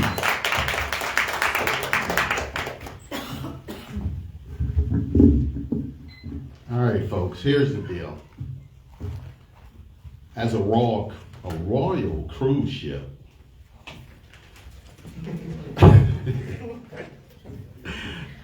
Look, I'm 54 years of age. I got experience. I've ran businesses since I was 17 years of age. Been a legal professional, real estate broker in Texas, Oklahoma. I've owned 4 medical facilities. I have the experience to where I've written proposed legislation, submitted it to Congress people in the past.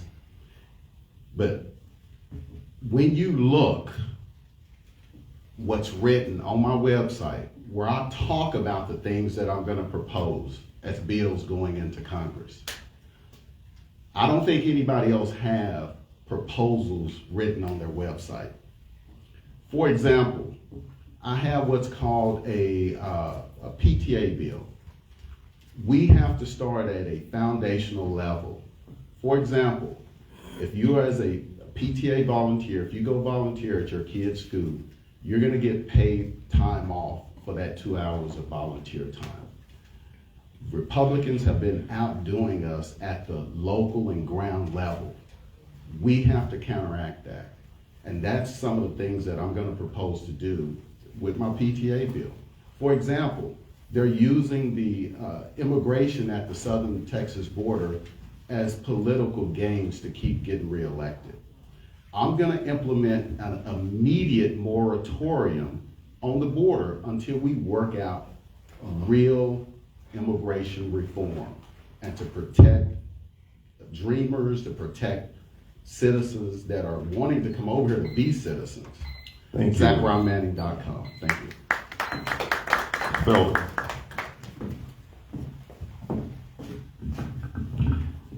The first thing I want to do is stop military-grade assault rifles from being in the hands of private citizens. That is not a Second Amendment right. That is just a cover for someone who wants to slaughter people. And the target usually looks like you and me. And so we have to make sure that that happens. Second of all, no one should tell a woman what she could do with her body. It's between her, her doctor, and her God. So government needs to be out of a woman's right to make her own decision. Finally, we must address immigration reform. I have no problem with immigration as long as it's legal. We need to put money on the border towns where we have service centers with wraparound services.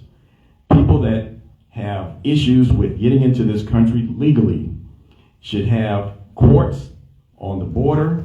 They should have service centers on the border so that their cases can be heard in days instead of weeks and months. Now, I want to pivot back to me. When I ran originally and won my seat in 2017, I beat an incumbent. I was outraised, outspent, outfunded 10-1. I won my seat. So money has a place in politics, but this seat is not for sale. There are 2 candidates that have huge PACs. I have to wonder, what did they promise the people in those PACs, what they would do for them? Take a look at the candidates and what's behind them. So hopefully I have resonated with you tonight. Look me up. My name is Kevin Felder. Kevin Felder for Congress.com. Thank you. Please vote. Thank you. Christopher Panayiotou. My name is Chris Panayiotou. I'm the working class candidate in this race. 35 years in the community. I have skin in the game. If it was any other district, I wouldn't run for it because I believe in community advancement, not career advancement. I'm a grassroots campaign, and I believe that if we don't go back to the roots of the Democratic Party representing working class people, we'll see more and more of these seats flip red.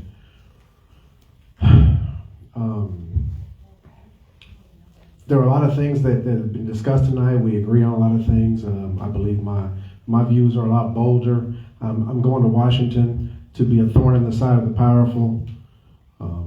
And when we realize that our neighbors are not the problem, but the people who run the show are, we'll be a lot better off. They'll divide us every which way but class, because they know if they divide us by class, the pitchforks and torches are coming. For more on my candidacy and my platform, you can go to chrisp4congress.com. My socials are chrisp4congress on Twitter/X. It's the number 4 because of character limitations.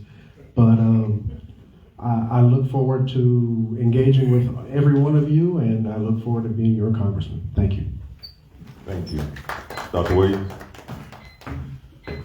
Well, as a former Air Force officer, I don't know how I feel about Justin Moore up here with all these Navy references. I take a little bit of offense to that. But this is important because as an Air Force officer, I learned about service before self. That was a value I internalized. It's something I was modeled by my father. And I learned about justice from my mother, who marched for civil rights. And that's what's bringing me to this race, right?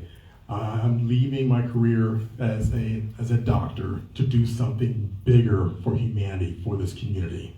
I've just seen enough.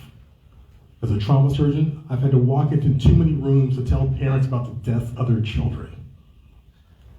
As a doctor who's chosen to work at safety net hospitals to serve the underserved, patients coming to me telling me that they're rationing their insulin, but I have to amputate their legs now. Rolling back on abortion rights. And we know that when we take away health care from people, those that suffer the most are communities of color. And ongoing threats to our democracy, we fought so hard to get where we are, we cannot let that unwind now. So that is why I'm running. That is why I'm putting my name in this race. I live in East Dallas with my wife and daughter. This community means something to us, and I would feel honored and proud to represent you all in Congress. So that's why I ask you to join me in this fight. Okay, join me. Because together we can defeat the gun lobby, so none of us has to live in fear of mass shootings. We can restore abortion rights nationwide and codify Roe v. Wade. We can lower health care costs, so no one has to choose between buying bread and buying their medications. And we can defend our democracy. If you believe in the greatness of America like I do, we would work to preserve our democracy, not destroy it. Join me, drbrianwilliamsforcongress.com. It's a mouthful, I know. There are a lot of Brian Williams out there, so I had to get one that's worked for this race. Join me, and I'm excited to have your vote and work with you to move this what we need forward in District 32. Thank you. Hold on. All right, before we close out, before we give our panelists a round of applause for their commitment to be before you, we have a message from former Mayor Pro Tem, represents District 3, Mr. Casey Thomas. Joe Mike. All right. Good evening, everyone. Thank you for being here. First of all, let's give a round of applause for our moderator, Eric Wilson. It's not an easy job. It's not an easy job at all. And so I was asked by Ms. Bell to talk about the importance of taking action.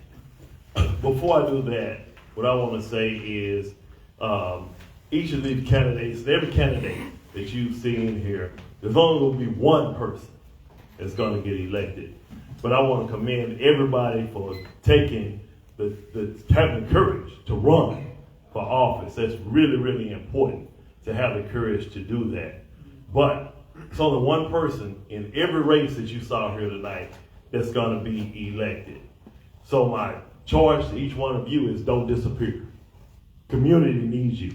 It's knowledge that you gain by going through this process that can be helpful to the community. You've made a lot of promises. Don't let those promises end, because if you don't, we can. Make sure that you continue to be a resource to the community. And the charge of action for the community, for those who are watching and those who are here, is simply this. We have a responsibility. We actually have two responsibilities to every elected official: to hold them accountable and to support them. The work doesn't end on March the 5th. The work doesn't end on November the 5th. As a matter of fact, the work begins for us on that day. One of the biggest mistakes that was made was a lot of people were excited about the election of President Barack Obama. Made history. But many people also abandoned him once he was elected. They thought it was his job to do all of these things. It's our job to support our candidate.